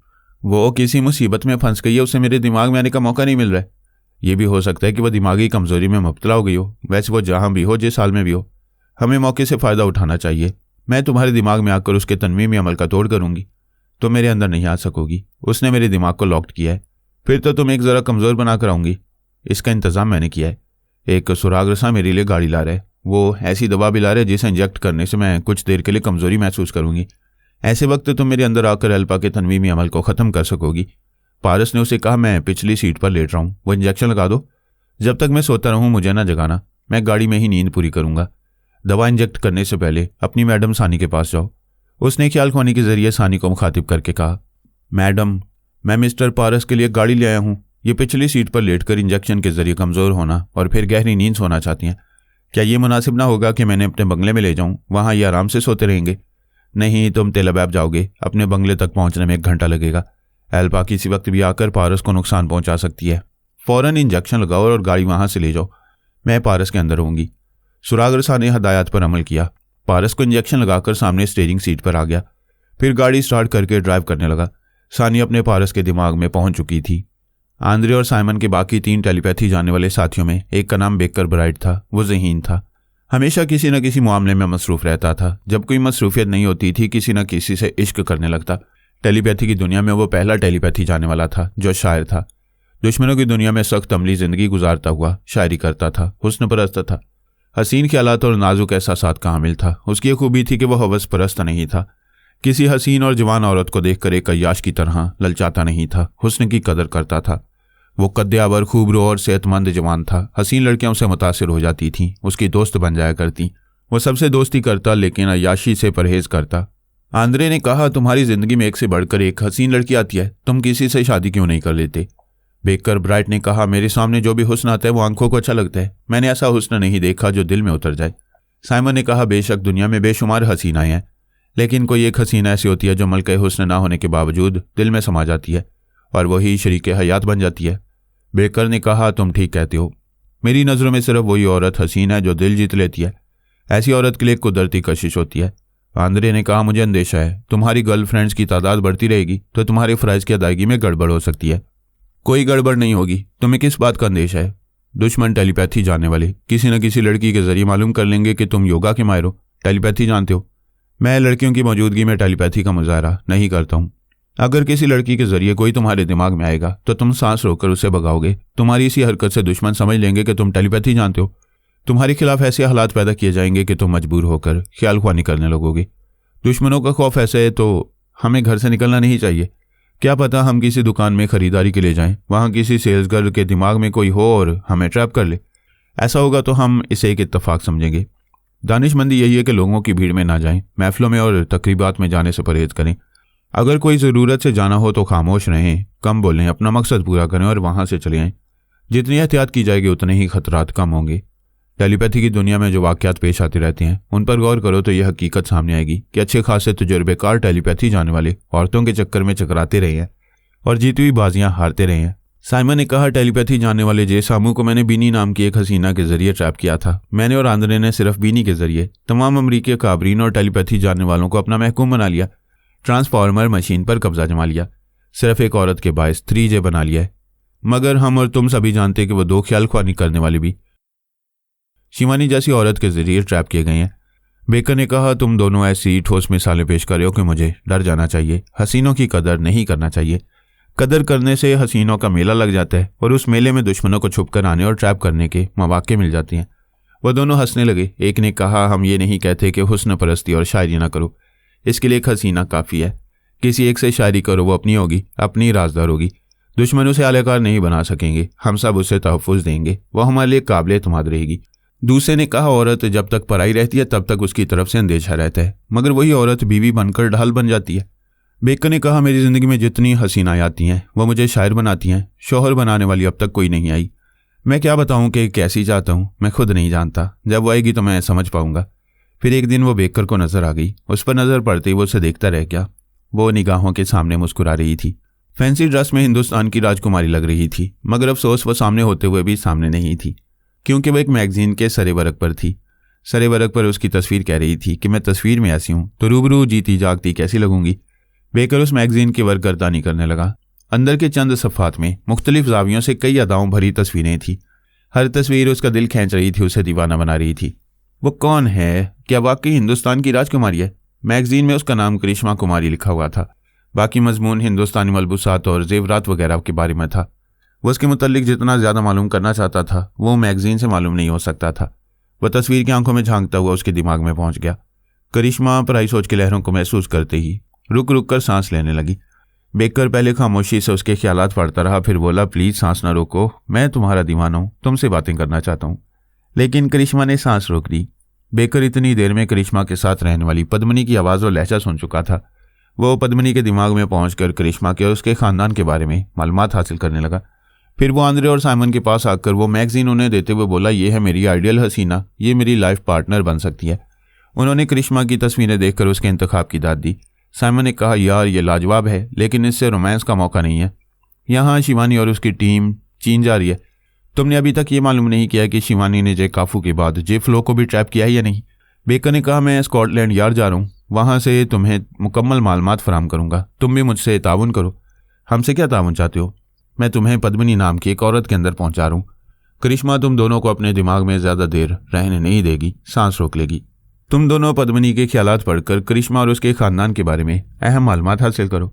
मैंने बहुत कुछ मालूम किया। उसकी माँ और उसका भाई काला जादू जानते हैं। हम उन्हें अपना मामूल बनाकर उनसे बहुत काम ले सकते हैं। मैं स्कॉटलैंड यार्ड जा रहा हूँ, वापसी पर बातें होंगी। बेकर ने दोनों को अपने दिमाग में बुलाकर उन्हें पद्मिनी के दिमाग में पहुंचा दिया। फिर अपने फ़राइज की अदायगी के लिए स्कॉटलैंड यार्ड चला गया। आंद्रे और साइमन ने पद्मिनी के जरिए करिश्मा और जमुना कुमारी, भीमा और काला जादू समेत बहुत सारी मालूमात हासिल कर ली।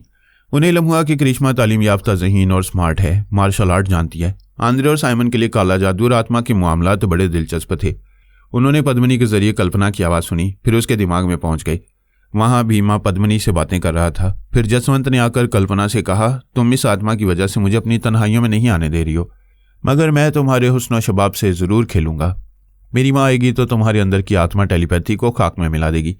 जसवंत के इस चैलेंज ने आंद्रे और साइमन को चौंका दिया। आंद्रे ने कहा, पता नहीं है भीमा कौन है, ये तो टेलीपैथी जानता है। साइमन ने कहा, हमने ये नाम पहले कभी नहीं सुना। भीमा के अलावा और पता नहीं कितने हैं जिनसे हम वाकिफ़ नहीं हैं, और इसलिए वाकिफ़ नहीं है कि जाने अनजाने टेलीपैथी जाने वालों से कतराते रहते हैं, अपनी बेहतरी और सलामती के लिए उनसे दूर रहते हैं। इस तरह हमें पता नहीं चलता कि हमारी दुनिया में कितने टेलीपैथी जाने वाले हैं, वो कहाँ कहाँ मसरूफ़ रहते हैं, उनमें से कितने मरते हैं और कितने नए पैदा हो जाते हैं। साइमन ने कहा, ऐसी बेखबरी हमें किसी वक्त भी नुकसान पहुंचा सकती है।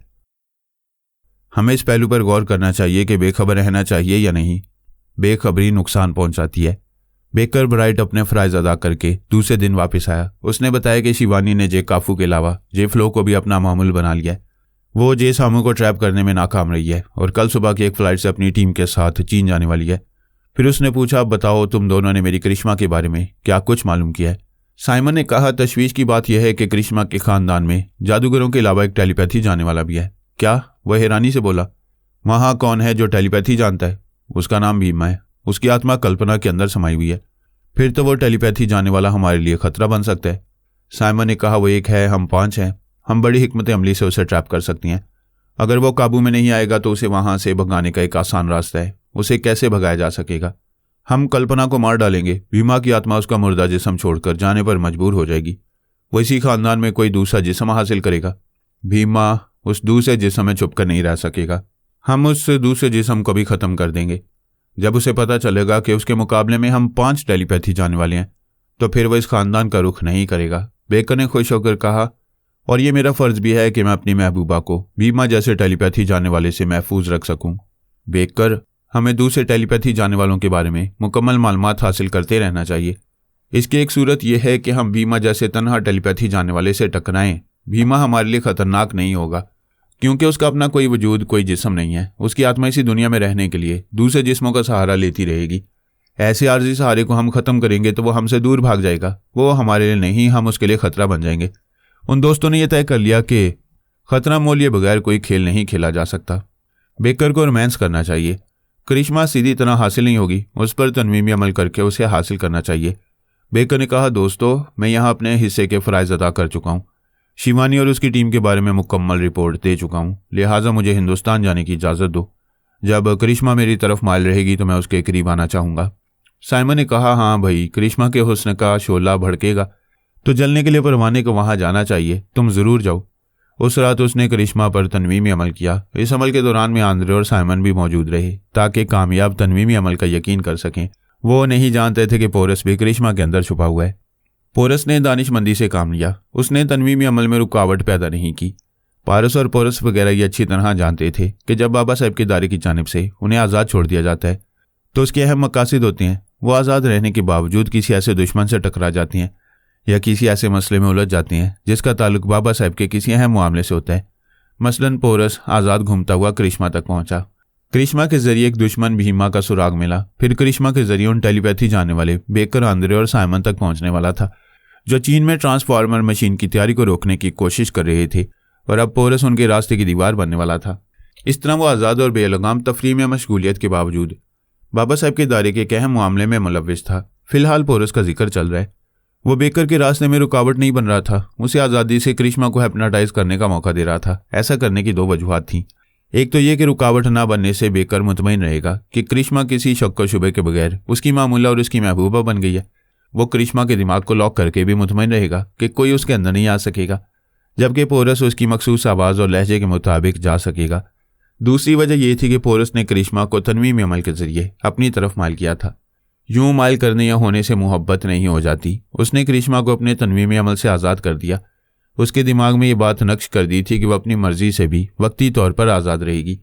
पोरस ने बेकर के तनवीम अमल के बाद ये बात करिश्मा के दिमाग में नक्श की थी। इसके मुताबिक करिश्मा बेकर की मामूला ज़रूर रहती, लेकिन बेकर या किसी और की तरफ माइल होने के सिलसिले में उसका जहन आज़ाद रहता। बेकर और उसके साथियों को पोरस के सिलसिले में इतना मालूम हुआ था कि करिश्मा के घर में शहबाज नामी एक मेहमान है। उसकी माँ और भाई इस मेहमान को पसंद नहीं करती हैं। बहरहाल बेकर मुतमईन हो गया था और अपने दोस्तों से रुखसत होकर हिंदुस्तान पहुंचने वाला था।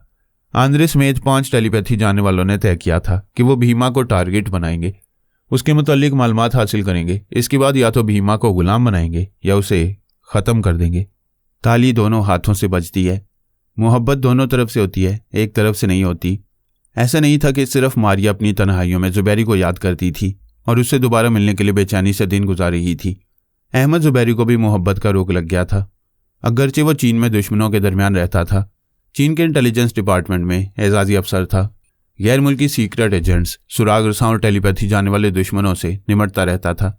ऐसे फ़राइज़ अदा करने के लिए हमेशा हाजिर दिमागी की ज़रूरत होती है। मोहब्बत करने की फुर्सत नहीं मिलती। ख्वाबों और ख्यालों में महबूबा को देखो तो दुश्मन सर पर पहुंच जाती हैं, मगर जब दिल किसी पर आ जाता है तो फिर सोते जागते उसकी तरफ ध्यान जाता रहता है। ज़ुबैरी अपने फ़राइज़ और जिम्मेदारियों को हाजिर दिमागी से अदा किया करता था, सिर्फ खाते वक्त और सोते वक्त सारी दुनिया को भूलकर मारिया की यादों से बहलने लगता। ख्याल ख्वानी के जरिए उसके दिमाग में पहुंच जाया करता। उसने अब तक मारिया को अपनी ख्याल ख्वानी के बारे में नहीं बताया था। वो उसकी बेखबरी और लालमी में उसके एहसासात और जज्बात को पढ़ता था और खुश होता था कि मारिया उससे हज़ारों मील दूर जाकर भी उसे दिलो जान से चाहती है और दिन रात उसे याद करती रहती है। उसने ज़ुबैरी से वादा किया था कि वो चीन और मुसलमानों के खिलाफ जासूसी नहीं करेगा, और अब वादे के मुताबिक वो स्कॉटलैंड यार्ड की मुलाजमत से इस्तीफ़ा दे चुकी थी। ये अलग बात है कि शिवानी ने उसे तनवीमी अमल की जंजीरों में जकड़ लिया था। उसे अपनी मामूला बनाकर उसका चेहरा और हुलिया बदलकर अपने साथ चीन लेकर जा रही थी। शिवानी अपना मिशन पूरा करने के लिए बड़ी कामयाबी से चालें चलती आ रही थी। उसने जे काफू और जे फ्लो को अपना मामूल बनाकर टेलीपैथी की कुव्वत हासिल कर ली थी। वो खुद गैर मामूली कुव्वतों की हामिल थी। फिर उसने मारिया को इसलिए अपना मोहरा बनाया था कि चीन पहुंचकर बाबा साहब के इदारे की टेलीपैथी जाने वालों को तलाश करने में वक्त ज़ाया नहीं होगा। मारिया बीजिंग पहुंचकर अहमद ज़ुबैरी को पहचान लेगी। मारिया पर हिप्नोटिज्म के जरिए ये बातें नक्श की गई थीं कि वह अहमद ज़ुबैरी की मोहब्बत से मजबूर होकर भेस बदलकर चीन जा रही है। उसे खुशखबरी सुनाएगी कि उसने स्कॉटलैंड यार्ड की मुलाजमत से इस्तीफ़ा दे दिया है। वहाँ लंदन में उसका इंतज़ार नहीं कर सकती थी, इसलिए भेस बदल कर आ गई है। वो लंदन के एक मशहूर अखबार की रिपोर्टर और सहाफ़ी की हैसियत से एक तैयारे में सफ़र कर रही थी। उसके ज़हन से यह फरामोश करा दिया गया था कि उस पर तनवीम अमल किया गया है। इस अमल के मुताबिक वो तन्हा सफ़र कर रही है, जबकि इस तैयारी में शिवानी, जे काफू, जे फ्लोर, स्कॉटलैंड यार्ड के 2 सुरागरसां भी सफ़र कर रहे थे। मारिया उन सबको भूल चुकी थी। शिवानी की कामयाबियों में कुछ नाकामियां भी छुपी हुई थी जिनसे वो बेखबर थी। मसलन ये कि आंद्रे और साइमन उसके 2 सुरागरसानों के दिमागों में जगह बना चुके थे। दूसरी बात यह कि जे सामू भी अपने 2 साथियों के दिमागों में बआसानी पहुंच सकता था, और जब मारिया को हिप्नोटाइज किया जा रहा था तब भी जे सामू मारिया के दिमाग में मौजूद था। और ये कोई नहीं जानता था कि ज़ुबैरी अपनी मारिया के दिमाग में खामोशी से पहुंचता रहता है। एक बार जब वो मारिया के अंदर पहुंचा तो पता चला उसे हिप्नोटाइज किया जा रहा है। वो चुपचाप हिप्नोटाइज करने वाले की बातें सुनता रहा और मालूम करता रहा कि उसे शिवानी नाम की किसी औरत की मामूला बनाया जा रहा है। फिर ज़ुबैरी ने यह भी मालूम किया कि मारिया के जरिए उसके महबूब तक और बाबा साहब के इदारे के दूसरे अफराद तक पहुंचने के लिए मारिया का चेहरा और हुलिया बदला जाएगा। यूं शिवानी का ये मकसद मालूम हो गया कि वो ट्रांसफार्मर मशीन वहां तैयार नहीं होने देगी। देखा जाए तो मौजूदा हालात में शिवानी सबसे ज़्यादा खतरात में घिरी हुई थी। एक तरफ आंद्रे और साइमन दोस्त बनकर उसे दुश्मनी कर रहे थे। इस इंतजार में थे कि वो चीन में जैसे ही ट्रांसफार्मर मशीन का नक्शा हासिल करेगी वो नक्शा उसे छीन लिया जाएगा, वरना शिवानी वो नक्शा लेकर स्कॉटलैंड यार्ड में वो मशीन तैयार कर सकती थी। आंद्रे और साइमन उसे मौका नहीं देना चाहते थे। दूसरी तरफ जे सामू शिवानी की टीम में सुरंग बनाकर जे काफू, जे फ्लो और मारिया के दिमागों में पहुंचा हुआ था। वो अपने दोस्तों को शिवानी से निजात दिलाने के लिए मुनासिब मौके का इंतजार कर रहा था। तीसरी तरफ अहमद जुबैरी अच्छी तरह शिवानी के गेम को समझ गया था और अब शिवानी की तवक्को के खिलाफ एक नया गेम खेलने के लिए तैयार था। उसने शिवानी के बारे में मुझे रिपोर्ट दी। मैं और अली चीनी माहिरीन के साथ मशीन तैयार करने के इब्तदाई मराहिल में मसरूफ थे। इस माइक्रोफिल्म से नक्शे को इनलार्ज करके प्रिंट किया गया था। फिर वो माइक्रोफिल्म फौज के काला अफसर के हवाले कर दी गई थी। वो अफसर योगा का माहिर था। फिर दलेर अफरीदी को हमने हदायत की थी कि वो आर्मी हेडक्वार्टर में रहकर उस अफसर पर कड़ी नज़र रखा करे। जनाब अब्दुल्ला वास्ती ने दलेर अफरीदी को अपने बंगले में बुलाया था। उसे एक दिन और एक रात तक अपने साथ इबादत करने की हदायत की थी। फिर उस पर कुछ रूहानी अमल किया था जिसके नतीजे में उसका दिमाग लॉक हो गया था और उसकी छठी हिस्स गैर मामूली तौर पर तेज़ हो गई थी। उन्होंने वादा किया था कि ट्रांसफार्मर मशीन तैयार होगी तो उसे टेलीपैथिक इल्म सिखाया जाएगा। उन्होंने ख्याल खोने के जरिए मुखातिब करते हुए कहा, फरहाद, ट्रांसफार्मर मशीन के सिलसिले में जो हालात और वाक़यात पेश आ रहे हों या आने वाले हों उनकी इतला मुझे दिया करो। मैंने कहा, मैं आपको इतला देता रहता हूँ और आपके मशवरों पर अमल भी करता हूँ। क्या मुझसे कोई कोताही हुई है? तुमने मुझे ये नहीं बताया कि स्कॉटलैंड यार्ड से एक टीम आ रही है। जनाब आने वाली है। मैं इसके बारे में आपसे गुफ्तगू करने वाला था।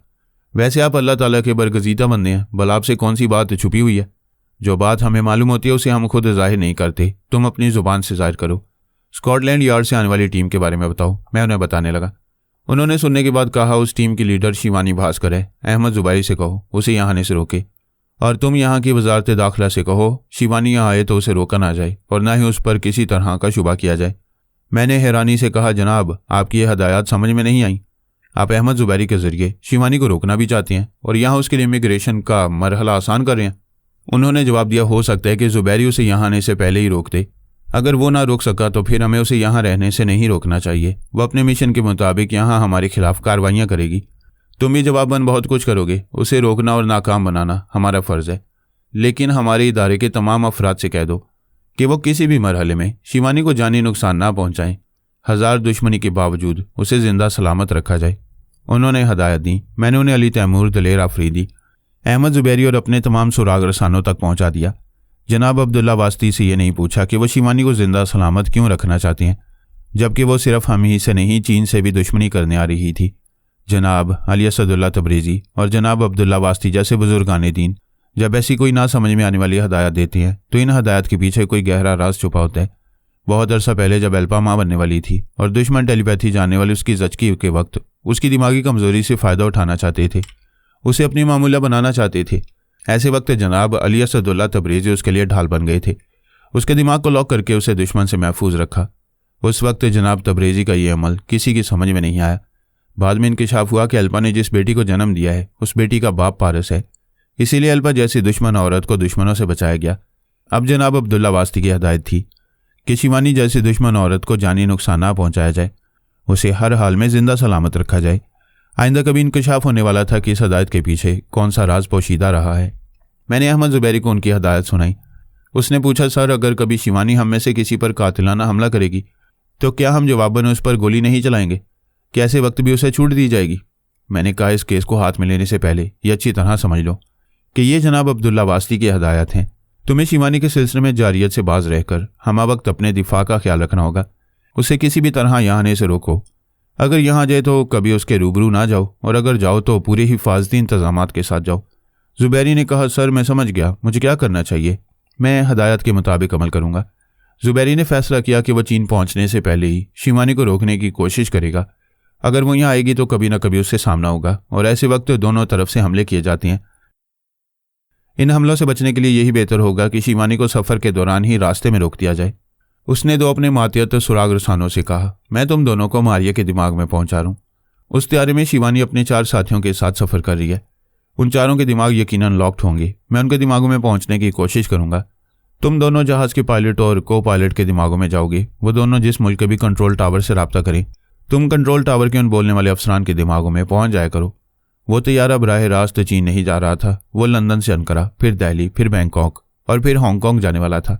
शिवानी हांगकांग से दूसरे तैयारे में बीजिंग जाने वाली थी। ये एक बहुत ही तवील और थका देने वाला सफ़र था। पीने वालों के लिए सफ़र की तवालत कोई मायने नहीं रखती। वह मज़े लेकर खूब पीते थे, फिर मदहोश होकर सो जाते थे। बेदार होने पर पता चलता था कि वो हज़ारों किलोमीटर का फासला तय कर चुकी हैं। शिवानी जे काफू जे फ्लो और दूसरे सुरागरसा नहीं पीते थे। नॉर्मल रहने और दुश्मन टेलीपैथी जाने वालों को अपने दिमागों से भगाने के लिए योगा की महारत और सांसों की बहाली लाजमी थी। इसके बावजूद जे सामू, आंद्रे और साइमन उनके दिमागों में पहुंचे हुए थे।